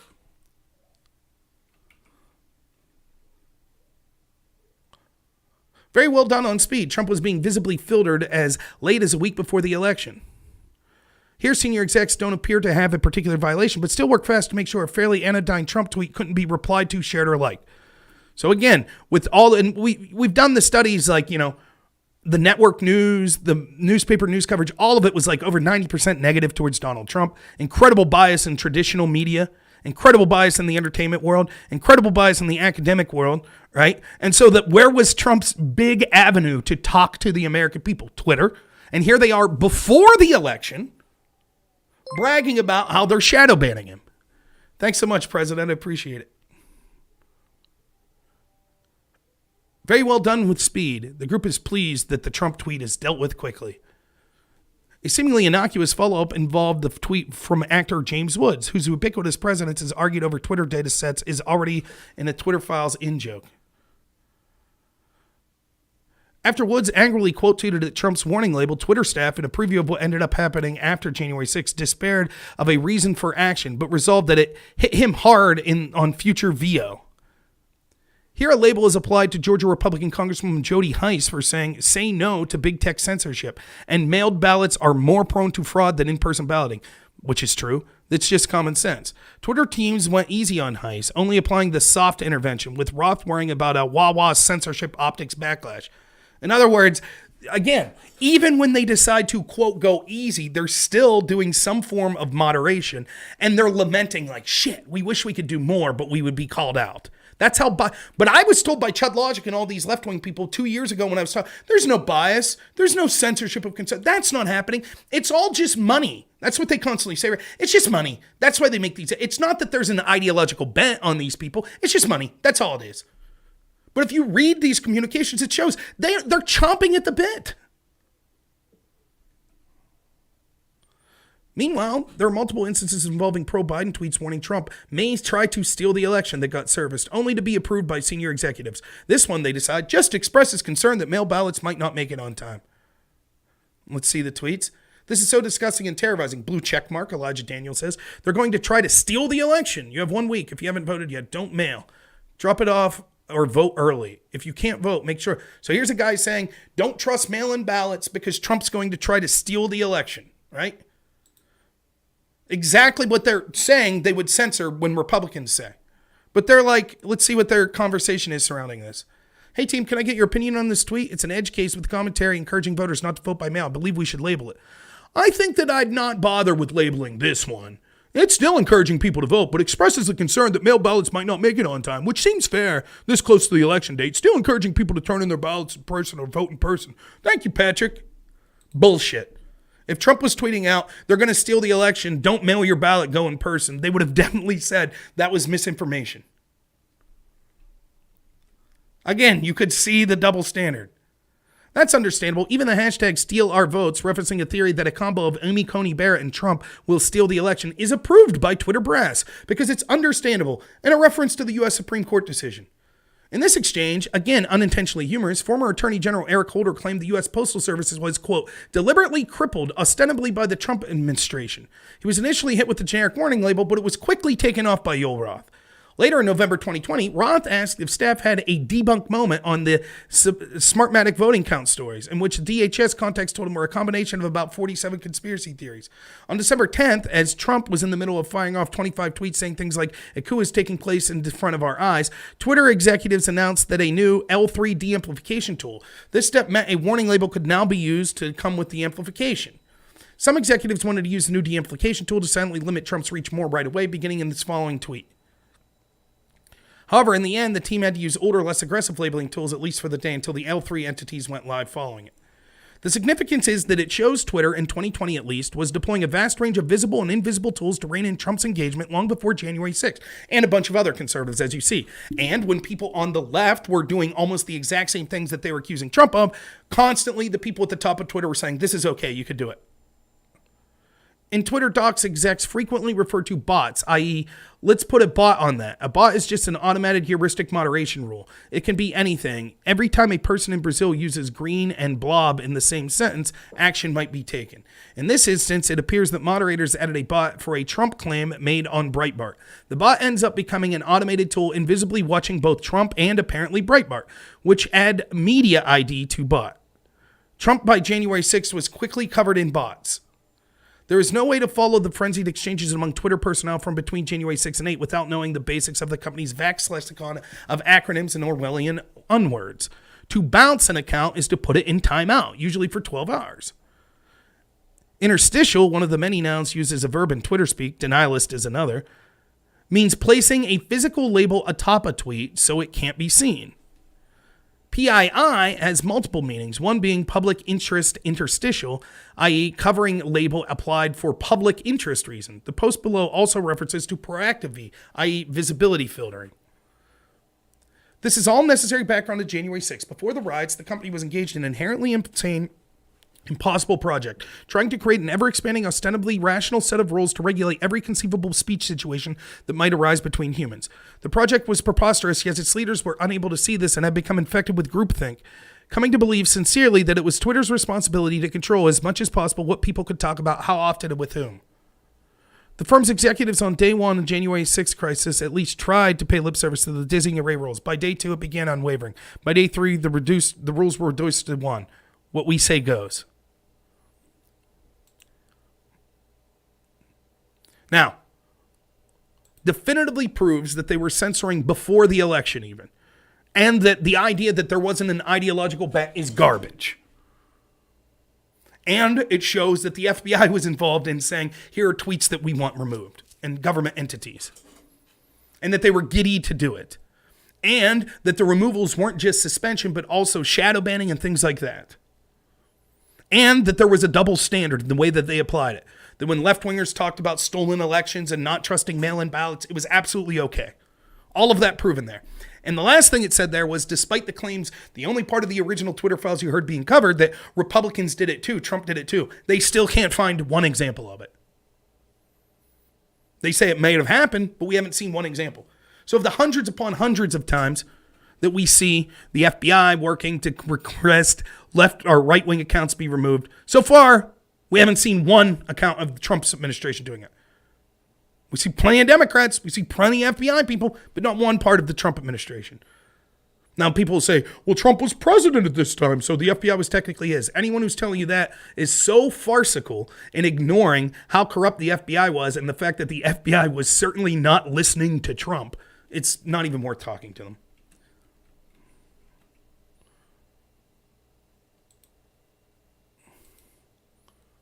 All right, next. Be a lot of Trump business here. And again, this was the President of the United States, Michael Schellenberger,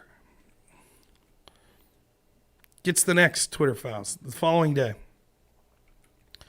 The removal of Donald Trump on January 7th. As pressure builds, Twitter executives build the case for a permanent ban. On January 7th, senior Twitter execs create justifications to ban Trump, seek a change of policy for Trump alone, distinct from other political leaders, express no concern for the free speech or democracy implications of a ban. This Twitter files reported with Woodhouse. We saw that. For years, Twitter had resisted calls to ban Trump. Blocking a world leader from Twitter, it wrote in 2018, would hide important info and hamper necessary discussion around their words and actions.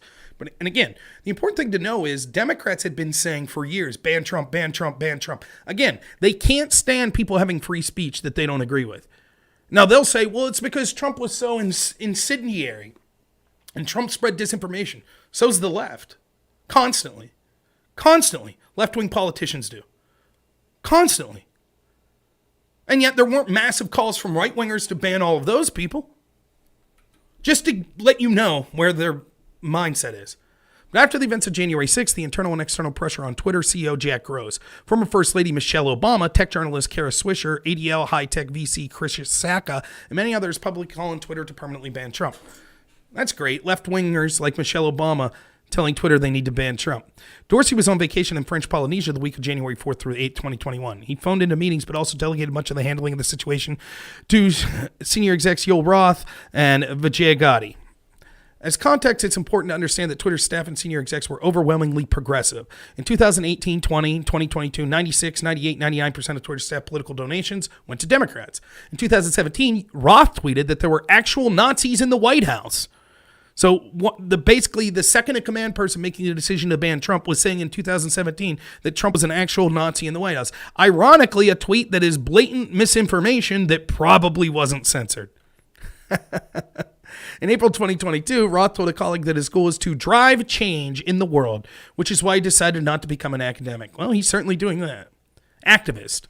On January 7th, Jack emails employees saying Twitter needs to remain consistent in its policies, including the right of users to return to Twitter after temporary suspension.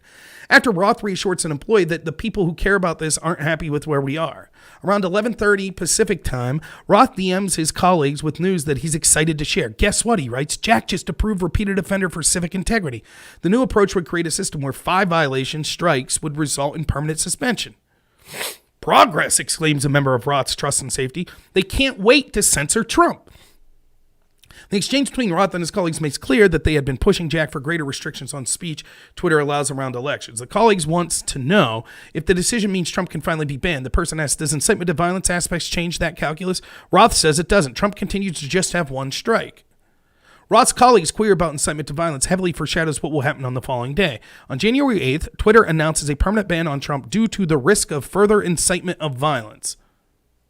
On January 8th, Twitter says its ban is based specifically how Trump tweets are being received and interpreted. But in 2019, Twitter said it did not attempt to determine all political interpretations of content or its intent. So again, just like in my debate with Chud Logic, Yoel Roth, who in 2017 said that Trump and his administration were Nazis, is now making the decision that when Trump says things like, I'm not going to attend Biden's inauguration, that people will interpret that and receive that as go commit violence. And so therefore he's banned. The only serious concern we found expressed within Twitter over the implications for free speech and democracy of banning Trump came from a junior person in the organization. It was tucked away at a lower-level Slack channel known as Site Integrity. Let's see what this person says. This might be an unpopular opinion, no shit, at Twitter, but one-off ad hoc decisions like this that don't appear rooted in policy are, in my opinion, a slippery slope and reflect an alternatively equally dictatorial problem. This now appears to be a fiat by an online platform CEO with a global presence that can gatekeep speech for the entire world, which seems unsustainable. You think? Good on that person. Twitter employees use the term one-off frequently in their Slack discussion. Its frequent use reveals significant employee discretion over when and whether to apply warning labels on tweets and strikes on users. Here are typical examples. Recall from Twitter Files 2 by Bari Weiss that according to Twitter staff, we control visibility quite a bit, and we control amplification of your content quite a bit, and normal people don't know how much we do. Twitter employees recognize the difference between their own politics and Twitter's terms of service, but they also engage in complex interpretations of content in order to stamp out prohibited tweets, as a series of exchanges of Stop the Steal #review. Roth immediately DMs a colleague to ask that they add a Stop the Steal and QAnon conspiracy term Kraken to a blacklist of terms to be de-amplified. Roth's colleague objects to the blacklisting Stop the Steal risk de-amplifying counter-speech that validates the election. Indeed, notes Roth's colleague, a quick search of the top Stop the Steal tweets and they were counter-speech. But they quickly come up with the solution. De-amplify accounts with Stop the Steal in the name and profile, since those are not affiliated with counter-speech. And so, in other words, they're like, we want to get rid of the term Stop the Steal. And the other guy's like, but a lot of left-wing people are criticizing Stop the Steal. And so we'll ban a bunch of them just for talking about the term. And so they're like, what we'll do is we'll just ban or blacklist people that have Stop the Steal in their name. So they're actively like, you could use that term, but only if you're criticizing the right people with it. But it turns out that even blacklisting Kraken is less straightforward than they thought. That's because Kraken, in addition to being a QAnon conspiracy, is based on a mythical Norwegian sea monster. It's also the name of a cryptocurrency exchange and was thus allow listed. Employees struggle with whether to punish users who share screenshots of Trump's deleted January 6 tweets. We should bounce these tweets with a strike given to the screenshot violates the policy. They're criticizing Trump, so I'm a bit hesitant to applying the strike to this. So as long as you're criticizing Trump, it's okay to show content that's banned, is what they're saying. What if user dislikes Trump and objects to Twitter censorship? The tweet still gets deleted, but since the intention is not to deny the election result, no punishment's applied. If there are instances where the intent is unclear, feel free to raise. Around noon, a confused senior executive in advertising sales sends a DM to Roth. Sales exec Jack says, we will permanently suspend Trump if our policies are violated after a 12-hour account log. What policy is Jack talking about? Roth, any policy violation. What happens next is essential to understanding how Twitter justified banning Trump. Sales exec, are we dropping the public interest policy now? Roth, 6 hours later. In this specific case, we are changing our public interest approach for this account. The ad exec is referring to Twitter's policy of public interest exception, which allows the content of elected officials, even if it violates Twitter rules, if it directly contributes to the understanding or discussion of a matter of public concern. Roth pushes for a permanent suspension of Representative Matt Gaetz, even though it doesn't quite fit anywhere, duh. It's a kind of test case for the rationale for banning Trump. I'm trying to talk with Twitter's safety team into removal as a conspiracy that incites violence. Around 2:30, comms execs DM Roth to say that they don't want to make a big deal of the QAnon ban to the media because they fear that if we push this, it looks like we're trying to offer up something in place of something everyone wants, meaning a Trump ban. So they don't want to talk about how many QAnon type people they're banning because that will placate people into not getting what they want, which is a ban of Trump. That evening, a Twitter engineer DMs Roth to say, I feel a lot of these debates around exceptions stem from the fact that Trump's account is not technically different from anyone else's, and yet treated differently due to his personal status without corresponding Twitter rules. Roth's response hints at how Twitter would justify deviating from its long-standing policy. Quote, to put a different spin on it, policy is one part of the system of how Twitter works. We ran into the world changing faster than we were able to adapt the product or the policy. In other words, they're saying, well, we have to change the rules now because we don't like what's happening in the world. They don't like Trump. They don't want his voice to be out there. In the evening of January 7th, the same junior employee who expressed an unpopular opinion about ad hoc decisions that don't appear rooted in policy speaks up one last time before the end of the day. Earlier that day, the employee wrote, my concern is specifically surrounding the unarticulated logic of the decision by FB. This space feels like the idea, conspiracy theory, that all internet moguls sit around like kings casually deciding what people can and cannot see. FB being Facebook. The employee notes later in the day, and Will Oramus noticed the inconsistency too, linking an article for 1-0 at Medium called Facebook Chucked Its Own Rulebook to Ban Trump. The underlying problem, writes Will Oramus, is that the dominant platforms have always been loath to own up to their subjectivity because it highlights the extraordinary unfettered power they wield over the global public sphere, which is true. Again, Professor Robert Epstein said that Google's manipulation of the algorithm alone could swing as many as 16 million votes in the 2020 election. That's an election that was decided by 40,000 votes. Even if he grossly overestimated by 90%, you're still talking about 160,000.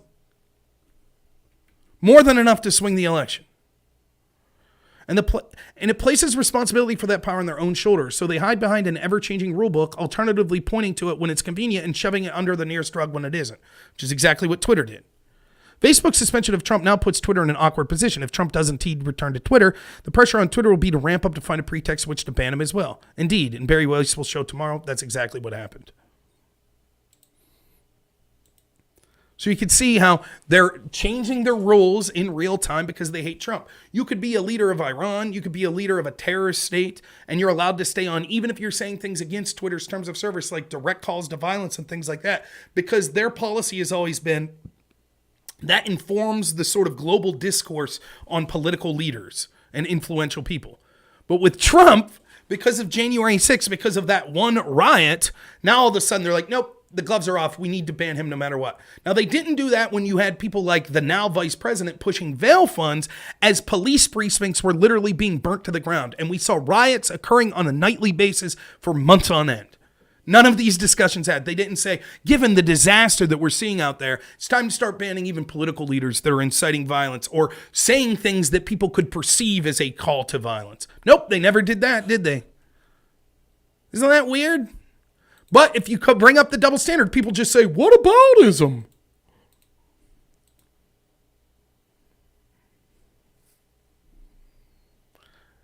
Next day, Bari Weiss. Twitter files Part 5, the removal of Trump. On the morning of January 8th, President Trump, with one remaining strike before at risk of permanent suspension, tweets twice. At 6:46 a.m., he says, the 75 million great American patriots who voted for me, America first, to make America great again, will have giant voice long into the future. They will not be disrespected or treated unfairly in any way, shape, or form.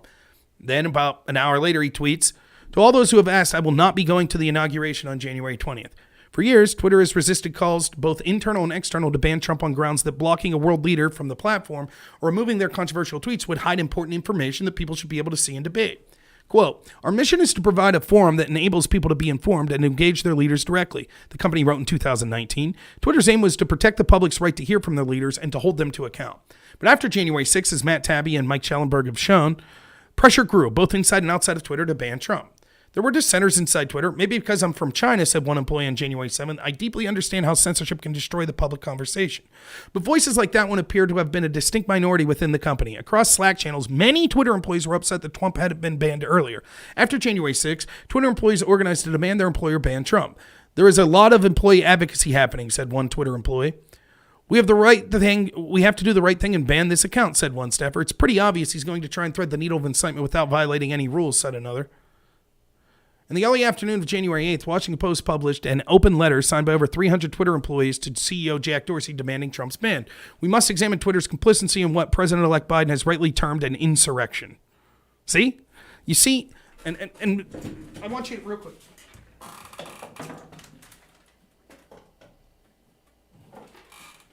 Notice how all these things build on each other, right? It seems innocuous or it seems Let me give you an example. Dan Crenshaw said that the 20 or so, now 21, I think, people that were not voting to confirm McCarthy from the Republicans were terrorists. And so Tucker Carlson called him out for that language. And Dan Crenshaw tweeted out oh, stop clutching your pearls. It's just an expression.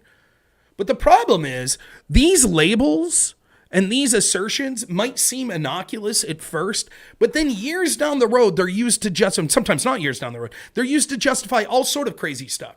So for example, the Russian trolls posting disinformation on Pokemon Go and Facebook, spending $100,000 in a campaign where over $1 billion were spent. That seems stupid. Who cares, right?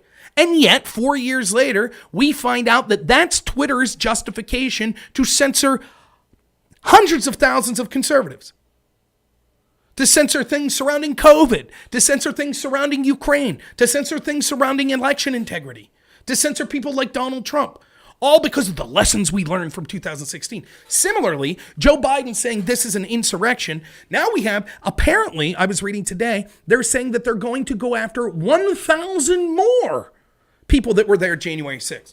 And I don't know if this is true. Mike Cernovich tweeted out that he's hearing scuttlebutt that they're planning on going after people that were just on the grass, that never went into the Capitol.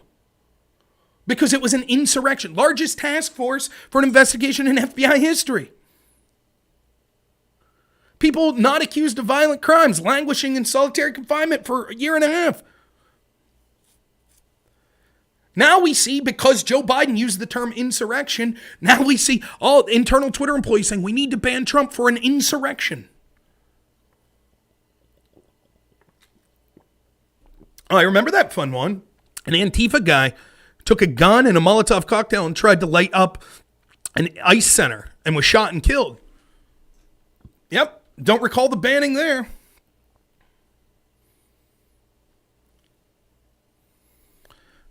But the Twitter staff assigned to evaluate tweets quickly concluded that Trump had not violated Twitter's policies. I think we'd have a hard time saying this is incitement, wrote one staffer. It's pretty clear he's saying American patriots are the ones who voted for him and not the terrorists. We could call them, right, from Wednesday.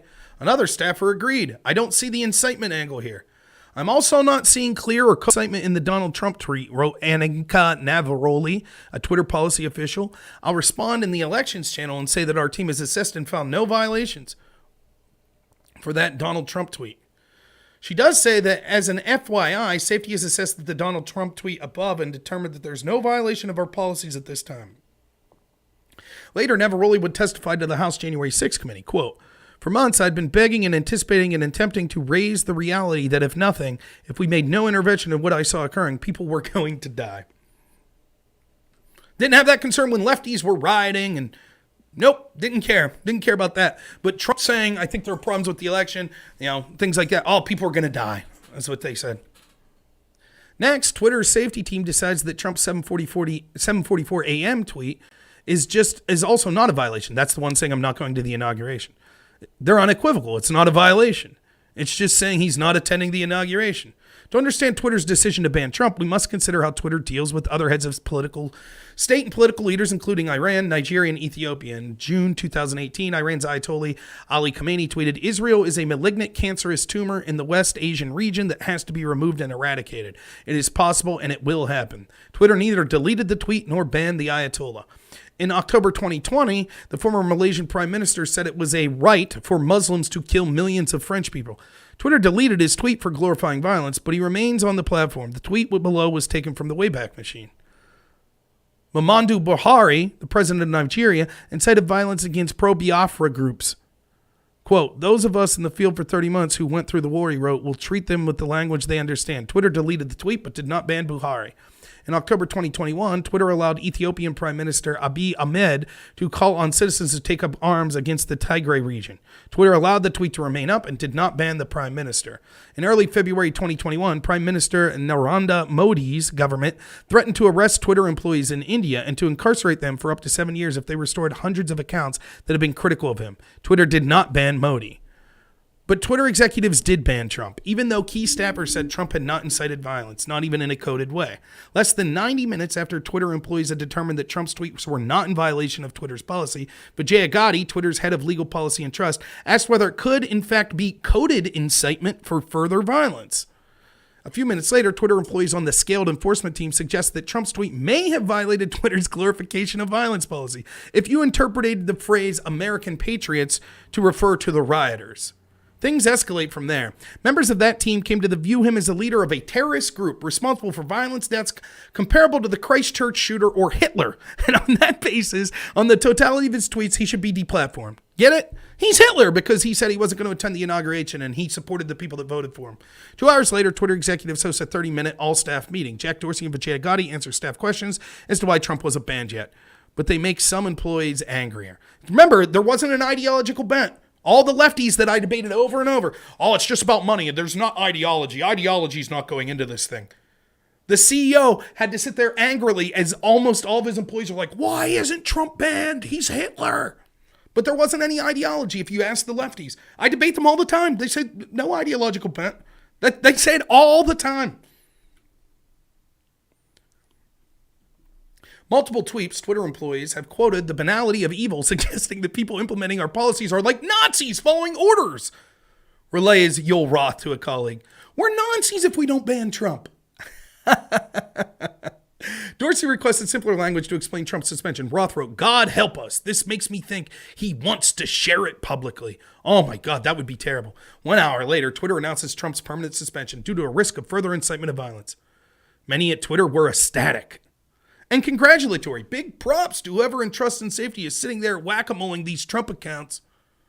By the next day, employees expressed eagerness to tackle medical misinformation as soon as possible.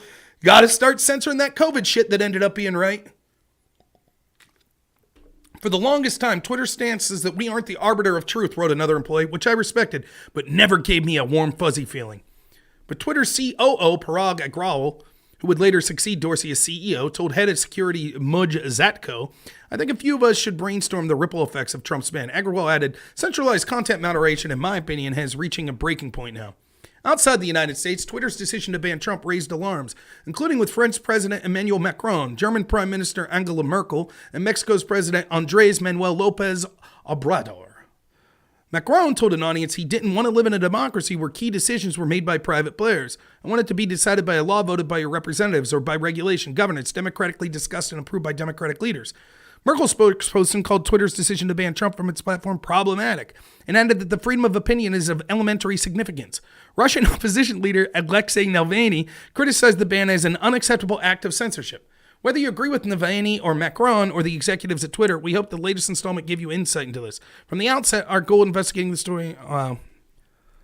Ultimately, the concerns about Twitter's efforts to censor news about Hunter Biden's blast-listed disfavored views and ban of president aren't about the past choices of executives and social media company. They're about the power and the handful of people at a private company to influence public discourse and democracy.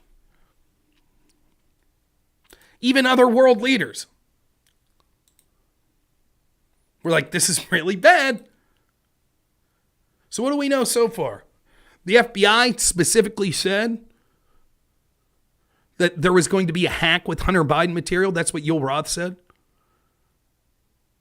Twitter violated their own terms and knew that it was BS to ban that story, which was influencing an election. Jim Baker then gets fired for trying to cover up the dissemination of these Twitter files. Twitter had secret blacklists and were shadow banning, even though they were publicly saying, we're not shadow banning in front of Congress and other places. That's exactly what they were doing. That's insidious because unlike suspensions where you know, with a shadow ban you might not know. They sought to remove Trump and it was an ideological bent. Again, it's not just that it's Twitter, it's that all of our institutions are going in the same direction. And yet, if you listen to left-wing streamers like Destiny or Vosh or I'm Really Important or Dylan Burns or Pisco, none of them have a huge concern about this. Oh well, private corporation, no problem. They don't have a concern with the FBI and the Department of Homeland Security and constant communication, flagging specific people that they want censored. Don't have a problem. No problem. Mainstream media doesn't have a problem. They're not covering it. They were really concerned about 12 Russian trolls posting shit on Pokemon Go on Facebook, half of which was supportive of the Democrats, half of which wasn't seen till after that. That was a really big story. The media and the lefties, some Democrats called it an act of war. But the government working in tandem with an institution that controls so much of a share of our public discourse and banning people for politically ideological reasons before and after elections to influence not just our elections, but also our public culture? No problem. They don't have anything to say. It's no big deal. That's what they're saying. I saw Destiny tweet out the other day, show me the coercion. The coercion? Well, how about this? Just the other day, Adam Schiff tweeted out after Elon was doing some tweeting. You know, geez, we've allowed Twitter to kind of operate in their own, but maybe we do need regulation now that Elon's doing this. You don't think it's coercive when the FBI asks you to do something, while simultaneously their allies in the Democratic Party are constantly calling your heads in front of Congress saying you need to censor more or else we'll regulate you? You don't think that's coercive? There's Pisco. He's here. There he is. Just curious, Pisco, how much he calls it right. See, there you go. That's not coercion. There you go. And that's why I'm glad people like Pisco exist. So you could see how unethical that they are. That's not coercion. That's not coercion at all. The FBI saying, we want you to censor these people, and then the Democrats on Capitol Hill saying, if you don't censor more disinformation, we're going to regulate you. That's not coercion. It's a joke. The argument's a joke. That's not coercion. You see?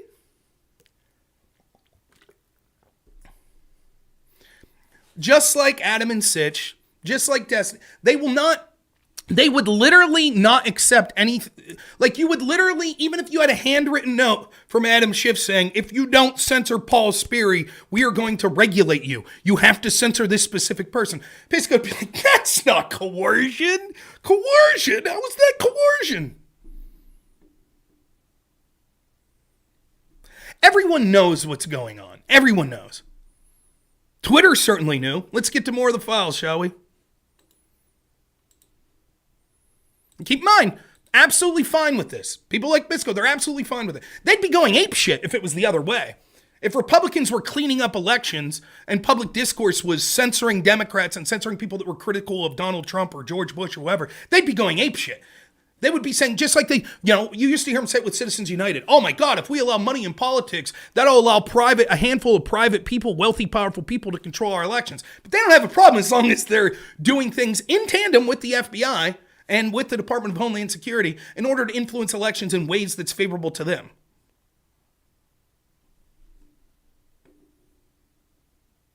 Now, I already dealt with this hypo, right? But again, for those of you that thought I was kidding earlier, here's Pisco's argument. You ready? Pisco's argument is Democrats saying, if you don't censor people we want censored, our opposition, then we'll regulate you, is the same as Republicans saying, we will take away your protections if you don't stop censoring people for political reasons.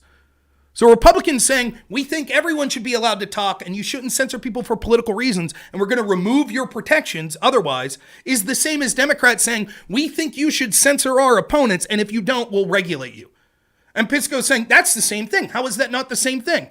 It's coercive both ways. No, it's not coercive both ways in the same way as the government saying, we don't think you're allowed to not serve black people. If Republicans said, you can't have a cake shop that says we're not going to serve you if you're black, and Democrats say no, or we're going to step in and say you can't do that, we'll regulate you, and Democrats say, we think that you can't have a cake shop if you serve black people, or we'll step in and regulate you. Pisco says same thing. Both coercive. Both coercion. There you go. That's, just so you know, that's where people like Pisco said, isn't that coercive? Right. All laws to some degree are coercive. It is coercion to say that you can't murder your neighbor. That's coercion. So that's what Pisco said. Aha, see? Therefore, you agree. The government saying we're going to regulate you because you're a mass murderer. That's coercion. All coercion's the same. It's all the same. So yes, Republicans saying stop censoring people like us and allow everyone to speak. That's the same as Democrats saying you have to censor the Republicans. Same thing. Both coercion, both coercive. So we'll just ignore Pisco for the rest of the night. You can see the kind of bullshit arguments. That's all they have. That's literally all they have. It is certainly coercive. Yes, it is. It is absolutely coercive. I did address your point. I directly addressed your point. The Democrats saying, if you don't censor people we don't like, we will regulate you and cost you power and money is coercion. Threatening someone with a loss of power if they don't agree with you is coercion.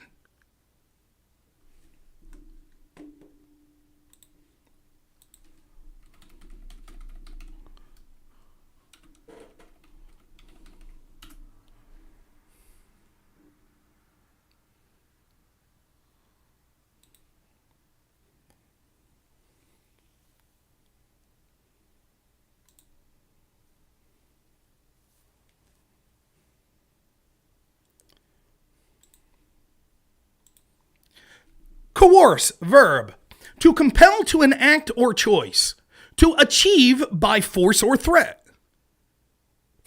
So we will threaten to regulate you if you don't do what we want. Yes, that's coercion. That is coercion, you dumb shit. And again, as always, what you can see. Now, notice when we go through the Twitter files, for example, you see Twitter says, well, we didn't shadow ban, we visibility filtered.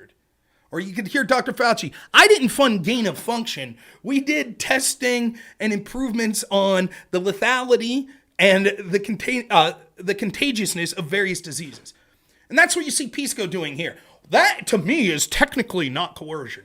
I don't even give a shit about the semantic argument of it. You could call it what you want. Hey, Pisco, should we have Democrats saying that if you don't censor people we don't like, that we'll regulate you? And then should we have the FBI saying, by the way, here's the list of those people? Should we have that? You just saying, I don't consider that coercion. I don't consider that coercion. I don't consider that a threat or force. Yes, the coercive aspect of that would technically be coercion anytime there's a threat of regulation. Like, take the term quid pro quo. A quid pro quo, right? When I debated Destiny the first time, and I debated other people, they tried to say, well, it's not a quid pro quo. Adam and Sitch, they tried to say this. It's not a quid pro quo. Joe Biden, it wasn't a quid pro quo. Joe Biden literally said, you're not going to get this money unless you fire this prosecutor. That is by definition a quid pro quo. What you're saying is we just think certain levels of it are acceptable. That's what we think. We think that it can be appropriate in foreign policy to use a quid pro quo. I agree. There is a time that it's appropriate for the government to use coercion. Absolutely. One of the times that it's not appropriate is to violate people's First Amendment by saying, we want you to violate people's free speech or we will regulate you. And now we're going to have entities that agree with us in our establishment contact you and say, here are the specific people we want censored. And if you don't do it, then we're going to threaten to regulate you. That is an amount of unacceptable coercion. That is violation of our First Amendment is what it is.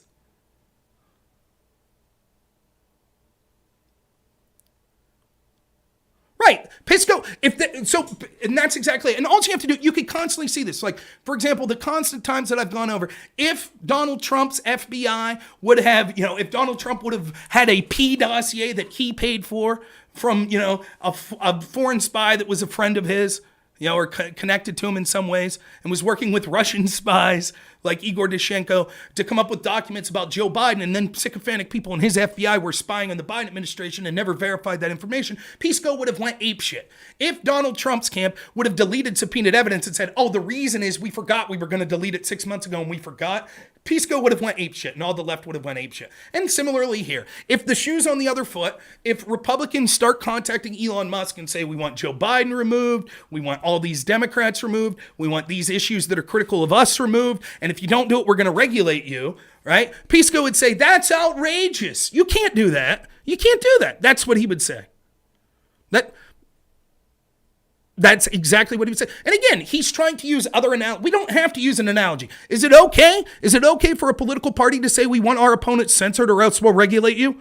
And then send the intel agencies to say, here's a list of those people? Is that okay, Pisco? Yes or no?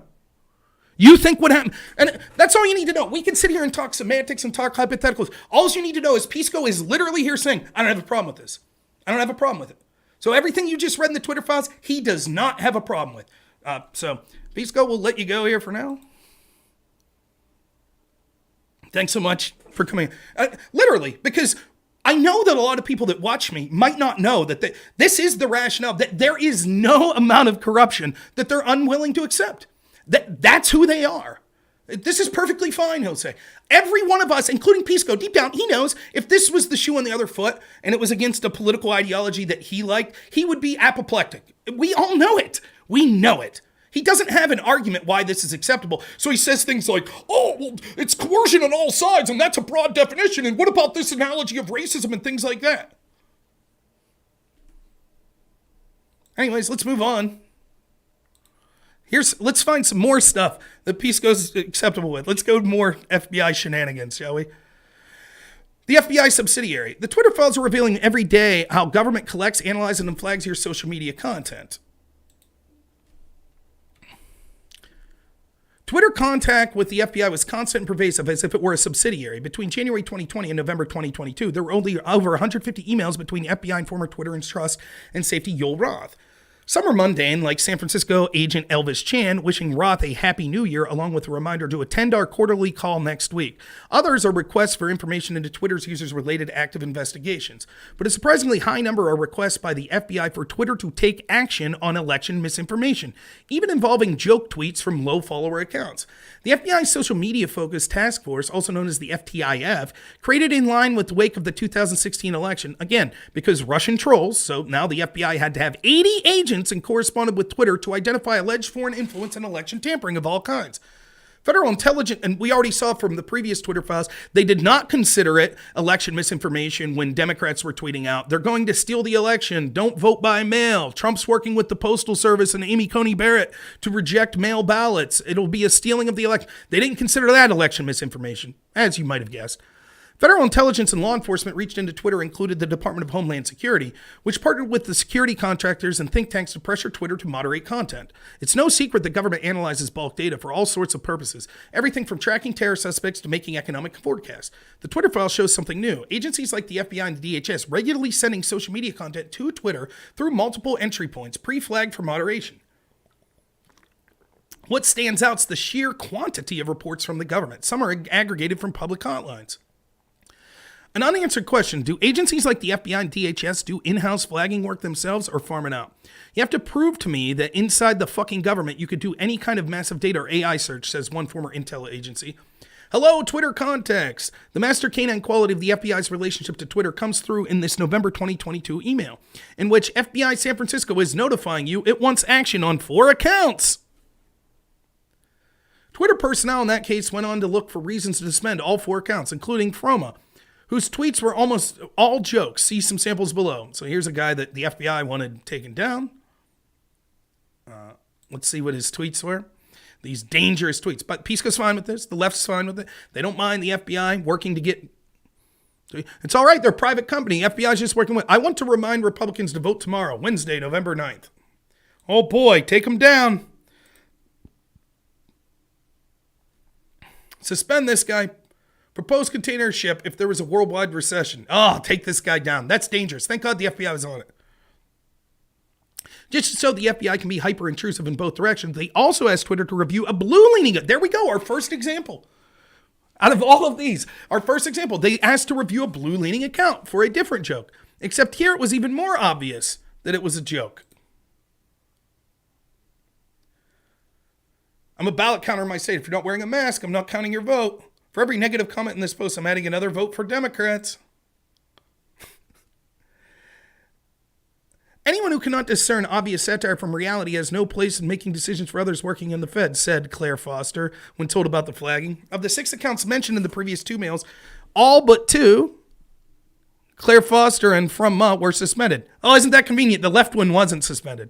An internal email from November 5th, 2022, the FBI's National Election Command Post, which compiles and sends on complaints, sent the San Francisco field office a long list of accounts that may warrant additional action. Oh boy, they got him. Agent Chan passed the list on to the Twitter folks. Twitter then replied with its list of actions taken. No mercy shown to actor Billy Baldwin. Oh, he's a lefty. Many of the accounts were satirical in nature. Nearly all, with the exception of Baldwin and RSB Network, were relatively low engagement, and some were suspended, most with a generic thanks Twitter letter. I'm glad that the FBI has agents. They can't go after, couldn't get that Epstein clientele, couldn't get Larry Nassar, but oh boy, they got their agents geared in on getting Twitter accounts with 100 followers that are joking. They're on it. When told of the FBI flagging, Lexitola replied, "My thoughts initially include 1, it seems like prima facie First Amendment violation," which it probably is. 2nd, holy cow, me an account with the reach of an amoeba 3. Well, who else are they looking at? I can't believe the FBI is policing jokes on Twitter. That's crazy, said Tiberius44. In a letter to former Deputy General Counsel and former top FBI lawyer Jim Baker on September 16, 2022, legal executive Stacey Cardillo outlines results from her soon-to-be weekly meeting with DHS, DOJ, FBI, and the Office of Director of National Intelligence. The Twitter exec writes she explicitly asked if there were impediments to the sharing of classified information with industry. The answer? FBI was adamant no impediments to sharing exist. That's great. The FBI is willing to give classified information to Twitter executives to ban satirical accounts. Awesome. This passage underscores the unique one big happy family vibe between Twitter and the FBI. With what other firm would the FBI blithely agree to no impediments on classified information? At the bottom of the letter, she lists a series of escalations apparently raised at the meeting, which were already handled. About one, she writes, flagged a specific tweet on Illinois' use of modems to transmit election results and possible violation of the civic integrity policy, except they do use that tech in limited circumstances. I flagged it, but they do use it. Another internal letter from January 2021 shows Twitter execs processing an FBI list of possible violative content tweets. Here, too, most tweets contain the same get out there and vote Wednesday trope and had low engagement. This is what the FBI spends its time on. Good stuff. In this March 2021 email, an FBI liaison thanks a senior Twitter exec for the chance to speak to you and the team and then delivers a packet of products. The executive circulates the products, which are really Department of Homeland Security bulletins stressing the need for greater collaboration between law enforcement and private sector partners. The ubiquity of the 2016 Russia interference story is stated pretext for building out how the censorship machine can't be overstated. It's analogous to how 9/11 expanded the security state. And I've been saying that the whole long while. While the DHS and its products pans permissive social media for offering operational advantages to Russians, it also explains that the domestic violent extremism threat requires addressing information gaps. FBI in one case sent over so many possible violative content reports, Twitter personnel congratulated each other in a Slack for the monumental undertaking of reviewing them. There were multiple points of entry into Twitter from government flag reports. This letter from Agent Chan to Roth references Teleporter, a platform through which Twitter could receive reports from the FBI. Reports also came from different agencies. Here's an employee recommends bouncing content based on evidence from the DHS. State governments also flagged accounts, which I was talking about 2 years ago. Twitter, for instance, received reports via the Partner Support Portal, an outlet created by the Center for Internet Security, a partner to the DHS. Why was no action taken? Below, Twitter execs receiving an alert from California officials by way of our Partner Support Portal, debate whether to act on a Trump tweet. Here, a video was reported by Election Integrity Project at Stanford, apparently on the strength of information from the Center of Internet Security, CIS. If that's confusing, it's because CIS is a DHS contractor, describes itself as partners with the Cyber and Internet Security Agency, CISA. The EIP is one of the series of government-affiliated think tanks that mass review content, a list that also includes the Atlantic Council's Digital Forensics Research Laboratory and the University of Washington Center for Informed Policy. The takeaway? What most people think of as the deep state is really a tangled collaboration of state agencies, private contractors, and sometimes state-funded NGOs. The lines become so blurred it's meaningless. That's cool. No problem. Hey, as long as they're after Orange Man and his people, right? As long as they're after him, no problem, say the lefties. That's not coercive. There's no coercion saying do this or we'll regulate you. That's not coercion. Next. I might end up staying a little late tonight. My wife will probably be upset, but life goes on. Supplemental to that. This is 6A. So that was Twitter file 6. This is 6A. In July 2020, San Francisco, help if I put it up for you, right? San Francisco agent Elvis Chan tells Twitter executive Yoel Roth to expect written questions from the Foreign Influence Task Force, the interagency group that deals with cyber terror threats.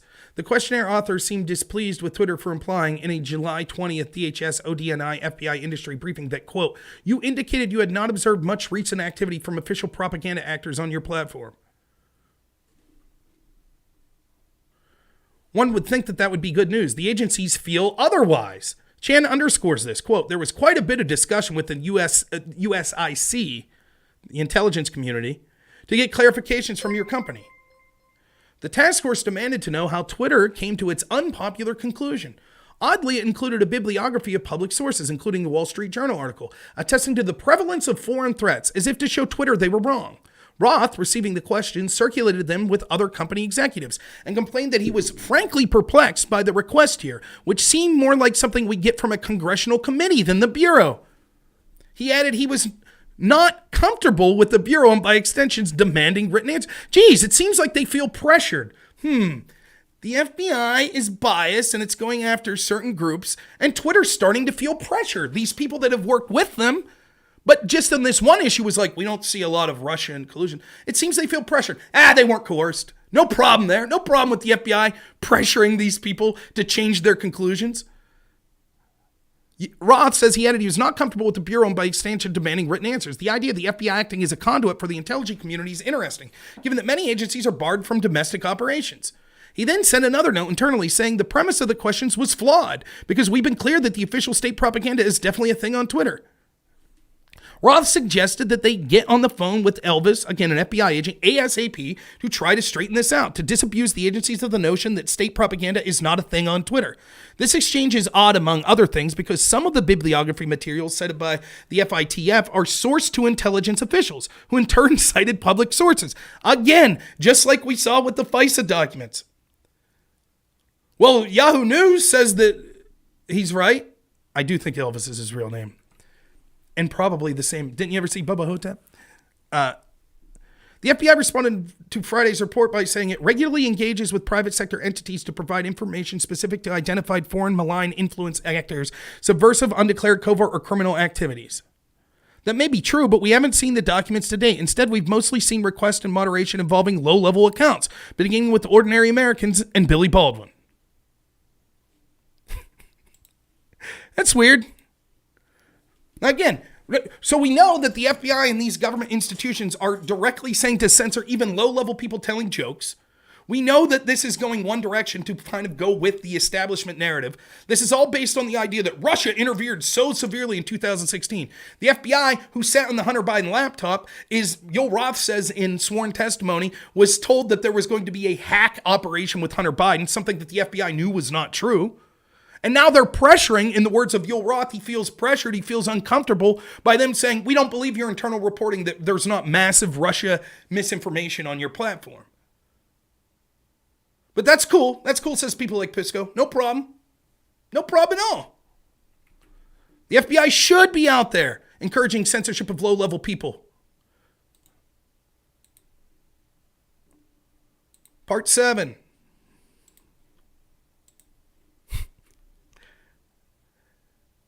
The FBI and the Hunter Biden laptop. How the FBI and intelligence community discredited factual information about Hunter Biden's foreign business dealings both after and before the New York Post story in October 2020.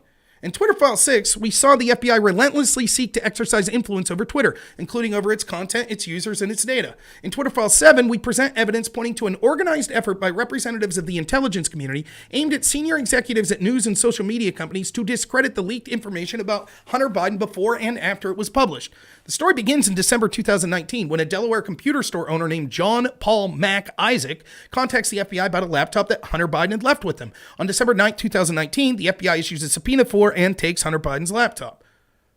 By August 2020, Mac Isaac had still not heard back from the FBI. Now again, this was December 2019.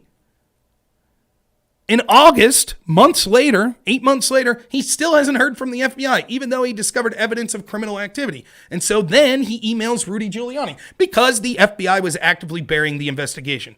And Rudy was under FBI surveillance at the time. Yay! In early October, again, it wasn't that Trump and his team were being spied on, except the FBI was surveilling, his lawyer, Giuliani. right? Except that, right? And again, we're constantly told this didn't happen. And then once it turns out it happened, it's like, well, it's a good thing that it happened. I mean, look at like what Pisco's saying here, right?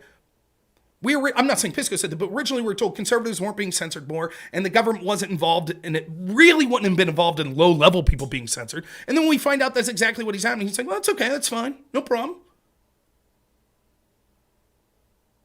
I was raising concerns like if the government's telling them specifically who to censor, and then we see these Democrats constantly hauling people in front of Capitol Hill saying, you need to censor more, we're going to regulate you, that's horrible. That's threatening these companies unless they don't censor the opposition. And I repeatedly said one of the reasons that you see all of these corporations and all of these tech companies going in line with the Democratic Party is because they're like, geez, the Republicans, if we don't listen to them, will just shake their fist angrily. And the Democrats, if we don't listen to them, they're blatantly telling us, we're going to ruin you. We're going to regulate you.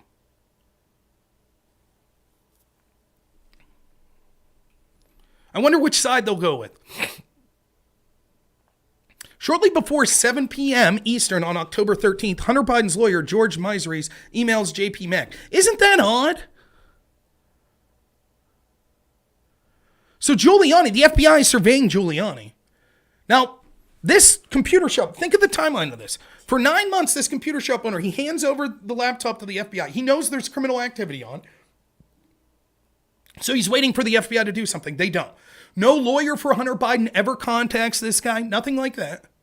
And then, okay, the FBI's not dealing with me. I'll go through Rudy Giuliani, who we know the FBI was surveying. And somehow, right at that moment, all of a sudden, Hunter Biden's lawyer gets went. It's now a question. Do you think it's coincidence? Do you think it's coincidence? Or do you think it's most likely someone that was monitoring Rudy Giuliani tipped off Hunter Biden and his lawyer? I wonder. Probably just coincidence. This guy happened to wait 9 months. Shortly before 7 p.m. on October 13, Hunter Biden's lawyer, George Misers, emails JP Mack Isaac. Hunter and Misers had just learned from the New York Post that its story about the laptop would be published the next day. Well, I take that back. I guess they learned from the New York Post. My bad. Absolutely wrong on that point. At 9:22 p.m. Eastern Time, FBI Special Agent Elvis Chan sends 10 documents to Twitter's then head of site integrity, Yoel Roth, through Teleporter, a one-way communications channel. So I knew I'd read this. It's not that the communication was from the FBI to Hunter's lawyer, which could have happened as well, but it's that right after they find out this story's breaking, all of a sudden, the New York Post is going to do this story. At 7 o'clock, his lawyer, Hunter's lawyer, emails this Isaac guy, the laptop owner, and then 2.5 hours later, FBI agent Elvis Chan sends documents to Twitter's head of site security, Yoel Roth, on Twitter. The next day, on October 14th, the New York Post runs its story revealing the business dealing of Joe Biden's son, Hunter. Every fact in it's accurate. And yet, within hours, Twitter and other social media companies censor the Post article, preventing it from spreading and, more importantly, undermining its credibility in the minds of Americans. Why is that? What happened? And that's the important part there. It's because this is what sycophantic lefties say. You still heard about the story, so it wasn't completely censored. Right. It wasn't that it was censored. It was that the censorship led to the discrediting of it. 47 former intel officials, including heads of the CIA and, the NSA or other groups, saying that it was Russian disinformation. Social media companies banning it. So the people that did hear about it, the normies, were like, well, this has to be clear bullshit.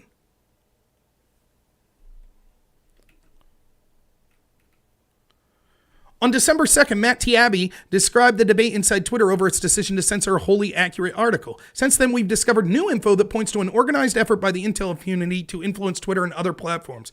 First, it's important to understand that Hunter Biden earned tens of millions of dollars in contracts with foreign businesses, including ones linked to China's government, for which Hunter offered no real work. Here's an overview by Peter Schweizer. We don't need to repeat it, we know. And yet, during all of 2020, the FBI and other law enforcement agencies repeatedly primed Yoel Roth to dismiss reports of Hunter Biden's laptop as a Russian hack and leak. This is from a sworn declaration from Yoel Roth, which I referenced earlier.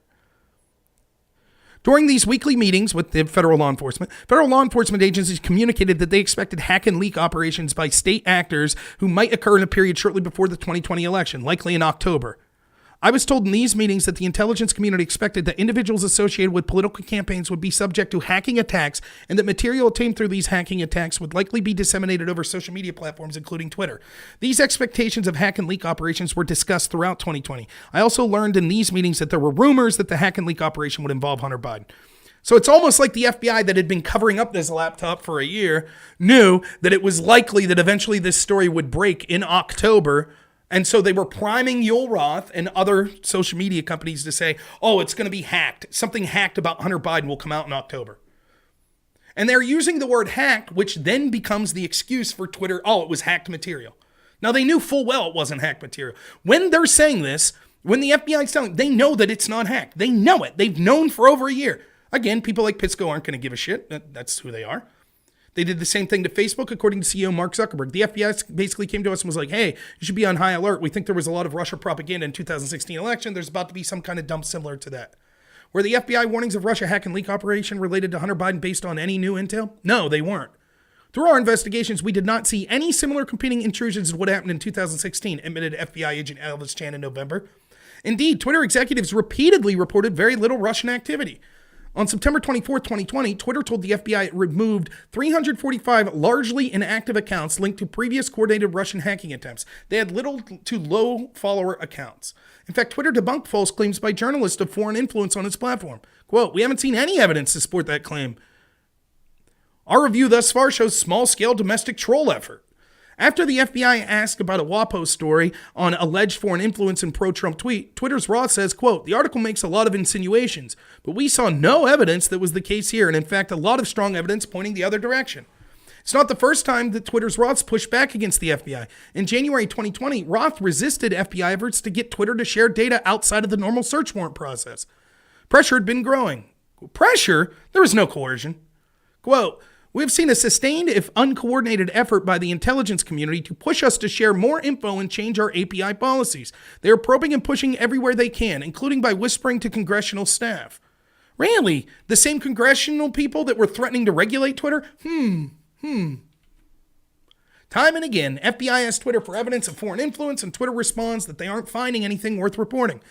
We haven't yet identified activity that we typically refer to you for in an interesting foreign influence context. Despite Twitter's pushback, the FBI repeatedly requests information from Twitter that Twitter has already made clear it will not share outside of normal legal channels. Then in July 2020, the FBI's Elvis Chan arranges for temporary top security clearances for Twitter executives so that the FBI can share information about threats to the upcoming election. That's July of 2020. Now remember, they've been sitting on the Hunter Biden laptop story. They know that it's true. On August 11, 2020, the FBI Chan shares information with Twitter's Roth relating to Russia's hacking organization APT-28 through the FBI secure one-way communications channel teleporter. Recently, Yoel Roth told Kara Swisher that he had been primed to think about the Russian hacking group APT-28 before news of the Hunter Biden laptop came out. When it did, Roth said, it set off every single one of my finely tuned APT-28 hack and leak campaign alarm bells. The FBI is prepping him to be like, something's going to break. It could involve Hunter Biden. Here, we'll give you a clearance, a top secret clearance so you can see this Russian hacking group. Now, the FBI, meanwhile, knows. They know damn well that it's not a hack. They know absolutely that this laptop was left and that they've covered it up for over a year or for around a year. They know it. But they're misleading social media companies. This is going to be a hack. It's Russia. It's Russia, Russia, Russia. Again, no problem for the Democrats. No problem for the media. No problem for the people like Pisco and Destiny and Vosh and I'm really important. And none of them give a shit. They don't care. That's okay. It's okay. They'll say, well, we can't read inside the mind of the FBI. Maybe they really did think that Russia was going to hack something with Hunter Biden. So maybe that's what really happened, And then, it's not their fault that Yoel Roth and Twitter and Facebook all assumed, oh, this meets all the benchmarks. And so we're going to say it's hacked material, so we won't allow it. And you can't expect the FBI to come out and say, actually, it's not hacked material. So therefore, this is all okay. That's what they'll say. That's what they'll say.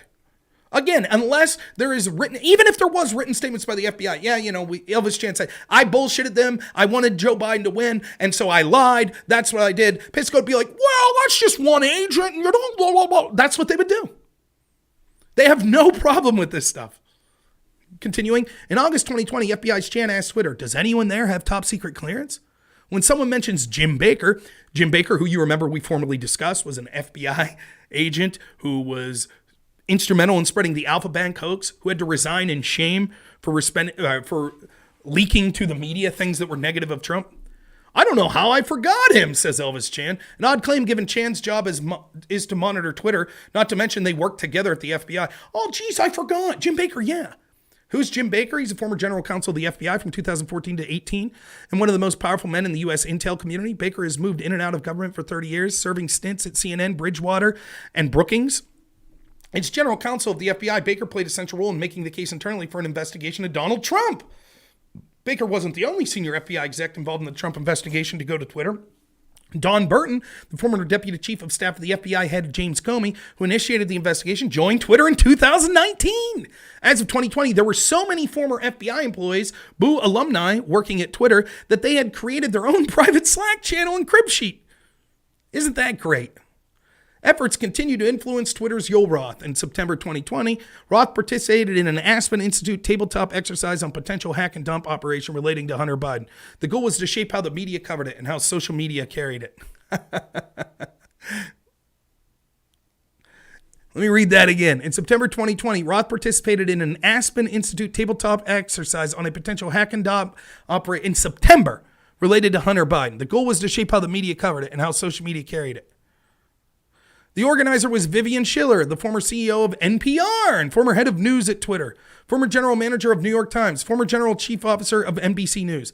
Attendees included Meta Facebook's head of security policy and top national security executive for reporters at the New York Times. Just a coincidence, I'm assuming. All these people involved in all these entities happened to in September say, hey, maybe Hunter, let's do an exercise that, I don't know, let's just pick someone random. Hunter Biden gets hacked. What would happen? What would we do? How can we on social media make sure that we're making, that hacked material doesn't get disseminated? By mid-September 2020, Chan and Roth had set up an encrypted messaging network so that employees from FBI and Twitter could communicate. They also agreed to create a virtual war room for all the internet industry plus FBI and ODNI. Then on September 15, 2020, the FBI's Laura Delham, who heads up the Foreign Influence Task Force, and Elvis Chan request to give classified briefing for Jim Baker without any other Twitter staff there. Oh, just the one guy, that works there, that when at the FBI had to resign in shame for leaking stuff to the media that was instrumental in trying to investigate Trump. On October 14th, shortly after the New York Post publishes its Hunter Biden laptop story, Roth says, it isn't clearly violative of our hack materials policy, nor is it clearly violation of anything else, but adds, this feels a lot like somewhat subtle leak operation. No shit, he's been primed, not just by the FBI, but even by this tabletop exercise was like, could be a hack of Hunter Biden. Hunter Biden's name as a potential hack has been said to him over and over again. So then when it finally happens, it's like, oh, geez, this looks familiar. In response to Roth, Jim Baker, who had that private meeting with the FBI, repeatedly insists that the Hunter Biden materials were either faked, hacked, or both, and a violation of Twitter policy. Baker does so over email and in a Google Doc. And yet, it's inconceivable Baker believed that the Hunter Biden emails were either faked or hacked. The New York Post had included a picture of the receipt signed by Hunter Biden and an FBI subpoena to show that the agency had taken possession of the laptop. As for the FBI, it likely would have taken a few hours to confirm that the laptop belonged to Hunter Biden. Indeed, it only took a few days for journalist Peter Schweizer to prove it. By 10 a.m., Twitter execs had bought into the wild hack and dump story. The suggestion from experts, which rings true, is that there was a hack that happened separately and they loaded the hack material in a laptop that magically appeared at the repair shop in Delaware. At 3:38 p.m. the same day, October 14, Baker arranges a phone conversation with Matthew Perry in the office of the General Counsel of the FBI. The influence operation persuaded Twitter execs that the Hunter Biden laptop did not come from a whistleblower. One linked to a Hill article based on a WAPO article from October 15th, which falsely suggested that Giuliani's leak of the laptop had something to do with Russia. There is evidence of foreign influence with the primary goal of leaks. This is a political dirty trick used to create the perception of impropriety. In 2020, the FBI gave a briefing to Senator Grassley and Johnson, claiming evidence of Russian interference into their investigation of Hunter Biden. The briefing angered the senators, said it was done to discredit their investigation. Quote, the unnecessary FBI briefing provided the Democrats and liberal media the vehicle to spread their false narrative that our work advanced Russian disinformation. Notably, then FBI General Counsel Jim Baker was investigated twice in 2017 and 2019 for leaking information to the news media. You're saying he's under criminal investigation? That's why you're not letting him answer Meadows' asked? Yes. In the end, the FBI's influence campaign aimed at executive at news media, Twitter, and other social media companies worked. They censored and discredited the Hunter Biden laptop story. By December 2020, Baker and his colleagues even sent a note of thanks to the FBI for its work. The FBI's influence campaign may have been helped by the fact that it was paying Twitter millions of dollars. I'm happy to report we've collected $3.4 million in change since October 2019, reports an associate of Jim Baker. Isn't that great? So not only is there coercion in the form that the FBI goes and says they're biased, they're lying, they're covering up stories, they have an ideological bent, they're saying we want these people censored, even people that are low-level people telling jokes. We want these type of arguments censored. The FBI, the department, whether it be COVID, Ukraine, etc., election security, etc. So the FBI is compiling these lists. Then the Democrats are like, we think you need to censor these sorts of things more or we're going to regulate you. So that's the stick. And the carrot is, oh, and the FBI is paying you. They're paying them. No problem. So there's coercion, but there's also paying. Do you think that they were excited to keep those millions of dollars coming in? And the pressure from the FBI on social media platforms continues. In August 2022, Twitter execs prepared for a meeting with the FBI whose goal was to convince us to produce on more FBI EDRs. EDRs are emergency disclosure requests. In response to the Twitter files revelation of high-level FBI agents at Twitter, Jim Jordan said, "I'm concerned about whether government was running a misinformation operation on we the people." And anyone who reads the Twitter files, regardless of their political orientation, should share those concerns. Not Pisco. He's cool with it. No problem. Not the left. They don't care. Not the media. They don't give a shit. No problem here. So now we know the original Twitter files that broke about, we haven't seen anything saying from internal files showing Hunter Biden's name brought up about the censor. Now we know that's not true. We know it's not true. We know that the FBI was directly talking about hacked material of Hunter Biden in September, that there were exercises being put on by people formerly at government agencies and NGOs. What if Hunter Biden's stuff got hacked? That clearances were be given to top Twitter executives saying this is what it would look. There's going to be a hack. It might be Hunter Biden. It might be October. And then what had happened, is it any surprise that all these social media companies were like, oh, it's a hack. We're going to censor it. And the FBI knew all the while that it wasn't a hack. They knew that this was an accurate set. They're still covering up the Hunter Biden laptop to this day, years later. Remember, Tony Bobulinski was confirming in real time on Tucker Carlson. It's all true. So I'll talk to the FBI anytime. When he did an interview here a couple months ago on Tucker again, he's like, FBI still hasn't read. They talked to me one time for an hour or so, and that was it. Never got back to me. No charges, nothing. And here they are. Their agents are out there like, oh, it's going to be a hack. And no one has a problem with that. Yeah, Russ Lewis nails it. They're not doing it. But if they are, it's only a little bit. And if it's a lot, that's actually a good thing. And you can see, like, I get it. People like Key Lime are joking. That's fine. I mean, I get the jokes, Key Lime. I get it. And I understand why if you're a left-winger, it's difficult as a left-winger to accept. Yeah, the party that you vote for is involved in this corruption at the deepest level. Right? I get that. Absolutely get it. And I'm not surprised that someone like Key Lime, Key Lime, who, he's really concerned with any time a right-winger does anything, but he'll defend rapists and shit. Let them out of prison. No rapists should be in prison. Just rehabilitation. That's Key Lime. So it's no surprise. The jokes will come. And I get it. I get why you would want to meme your way through it. I absolutely do. That's the sort of person Key Lime is. We've come to expect from him, Oh boy, he'll get real upset if a pedophile gets put in prison. He don't like that. Prison should be abolished, says Key Lime. There's no time for, no time for anything with that. That's serious. That person, he's being, that's not right. Prison's not right. Serial killer sent to prison, that's not right. That's not right. That's who Key Lime is. Big jokester. Big joke man. I think Amy Schumer's behind it. It is your takes anymore. But Key Lime, I do thank you so much for your input. Thank you so much for being here once again. And as always, we really appreciate you holding on to your record as, someone who defends rapists and things like that, but then jokes when we're pointing out corruption of, government entities. Boy, if we were talking about prison abuse, you wouldn't be handling the jokes. So thank you so much for being banned again. Thanks. Keeping that record going. Good job. All right, let's see if we can get through the rest of these, huh?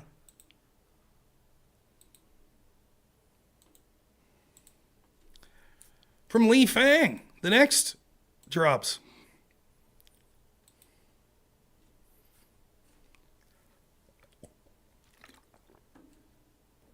Twitter Files Part 8. How Twitter quietly aided the Pentagon's online psyop campaign. Despite promises to shut down covert state-run propaganda networks, Twitter docs show that the social media giant directly assisted the U.S. military's influence operation. Twitter has claimed for years that they make concerted efforts to detect and thwart government-backed platform manipulation. Here's Twitter testifying to Congress about its pledge to rapidly identify and shut down all state-backed covert operations and deceptive propaganda. But behind the scenes, Twitter gave approval to special protection to the U.S. military's online psychological influence ops. Despite knowledge that the Pentagon propaganda accounts use covert identities, Twitter did not suspend many for around 2 years or more. Some remain active. In 2017, U.S. Center Command, CENTCOM, officials sent Twitter a list of 52 Arab language accounts we use to amplify certain messages. The official asked for priority service for 6 accounts, verification for 1, and whitelist abilities for the others. The same day CENTCOM sent the list, Twitter officials used a tool to grant special whitelist tag to essentially provide verification status to the accounts without the blue check, meaning they're exempt from spam, abuse flags, more visible, likely to trend on hashtags. CENTCOM accounts on the list tweeted frequently about the U.S. military priorities in the Middle East, including promotion anti-Iran messages, promotion of the Saudi Arabia-U.S.-backed war in Yemen, and accurate U.S. drone strikes that claimed to be only hit terrorists. CENTCOM's then shifted strategies to delete discourses of ties to the Twitter accounts. The bios of the accounts changed the seemingly organic profiles. One read Euphrates Pulse. Another was an apparent deepfake profile pic and claimed to be a source of Iraqi opinion. One Twitter official who spoke to me said that he feels deceived by the covert shift. Still, many emails from throughout 2020 show that high-level Twitter executives were well aware of the DoD's vast network of fake accounts and covert propaganda and did not suspend the accounts. For example, Twitter lawyer Jim Baker mused in early July 2020 about an upcoming DoD meeting in the Pentagon and used poor tradecraft in setting up its network and were seeking strategies for not exposing the accounts that are linked to either the DoD or the USG.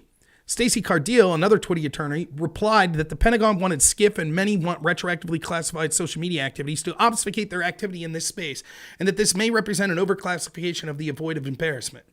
In several other 2020 emails, high-level Twitter executive lawyers discussed the covert network and recirculated from 2017 lists from CENTCOM and shared a list of 157 undisclosed Pentagon accounts, again, mostly from Middle East military issues. In May 2020, Twitter's Lisa Roman emailed the DoD with 2 lists. One list accounts were previously provided to us, and another list Twitter detected. The accounts tweeted in Russian and Arabic on U.S. military's issues in Syria, ISIS, and many also did not disclose Pentagon ties. Many of these secretive U.S. military propaganda accounts, despite detection by Twitter as late of 2020, but potentially earlier, continued tweeting throughout this year, some not suspended until May 2022 or later, according to records I reviewed. In August 2022, a Stanford Internet Observatory report exposed a U.S. military covert propaganda network on Facebook, Telegram, Twitter, and other apps using fake news portals and deepfake images and memes against U.S. foreign adversaries. The U.S. propaganda network relentlessly pushed narratives against Russia, China, and other foreign countries. They accused Iran of threatening Iraq's water security and flooding the country with crystal meth, and of harvesting the organs of Afghan refugees. The Stanford report did not identify all the accounts with the network.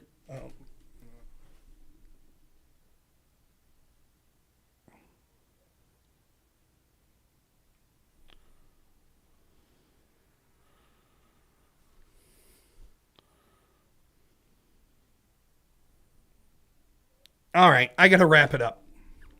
So we will do more Twitter Files stuff. Let's see what I'm on. We're on Twitter Files 8. Let me write that down.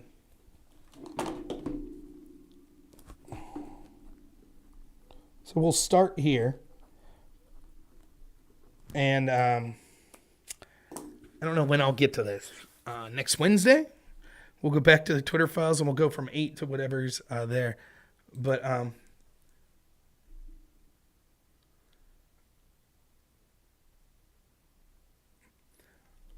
you can see, I don't know how anyone could look at this stuff and not just be absolutely appalled. It is the biggest story out there. It is exactly what the definition of fascism is. State entities working with massive corporations in order to abuse people.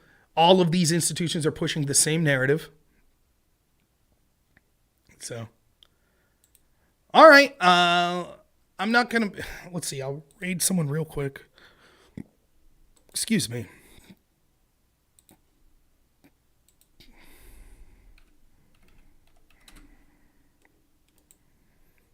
We'll raid BX Bullet. So I do have to get going though. My man's crying downstairs. My wife needs me, so gotta run. But thank you so much. Hope you enjoyed this. We'll be talking about the Twitter files again. I'm on section 8. So far there are, if you don't include the supplements, we have 9A's a supplement, 10, 11, and 12 yet to come. So we'll be looking for that. We still got a lot to do on it. So enjoy this raid of BX Bullet. Thank you all so much. Sorry I have to run out like this, but you know, being a dad, sometimes you're needed. So thank you so much. I appreciate each and every one of you.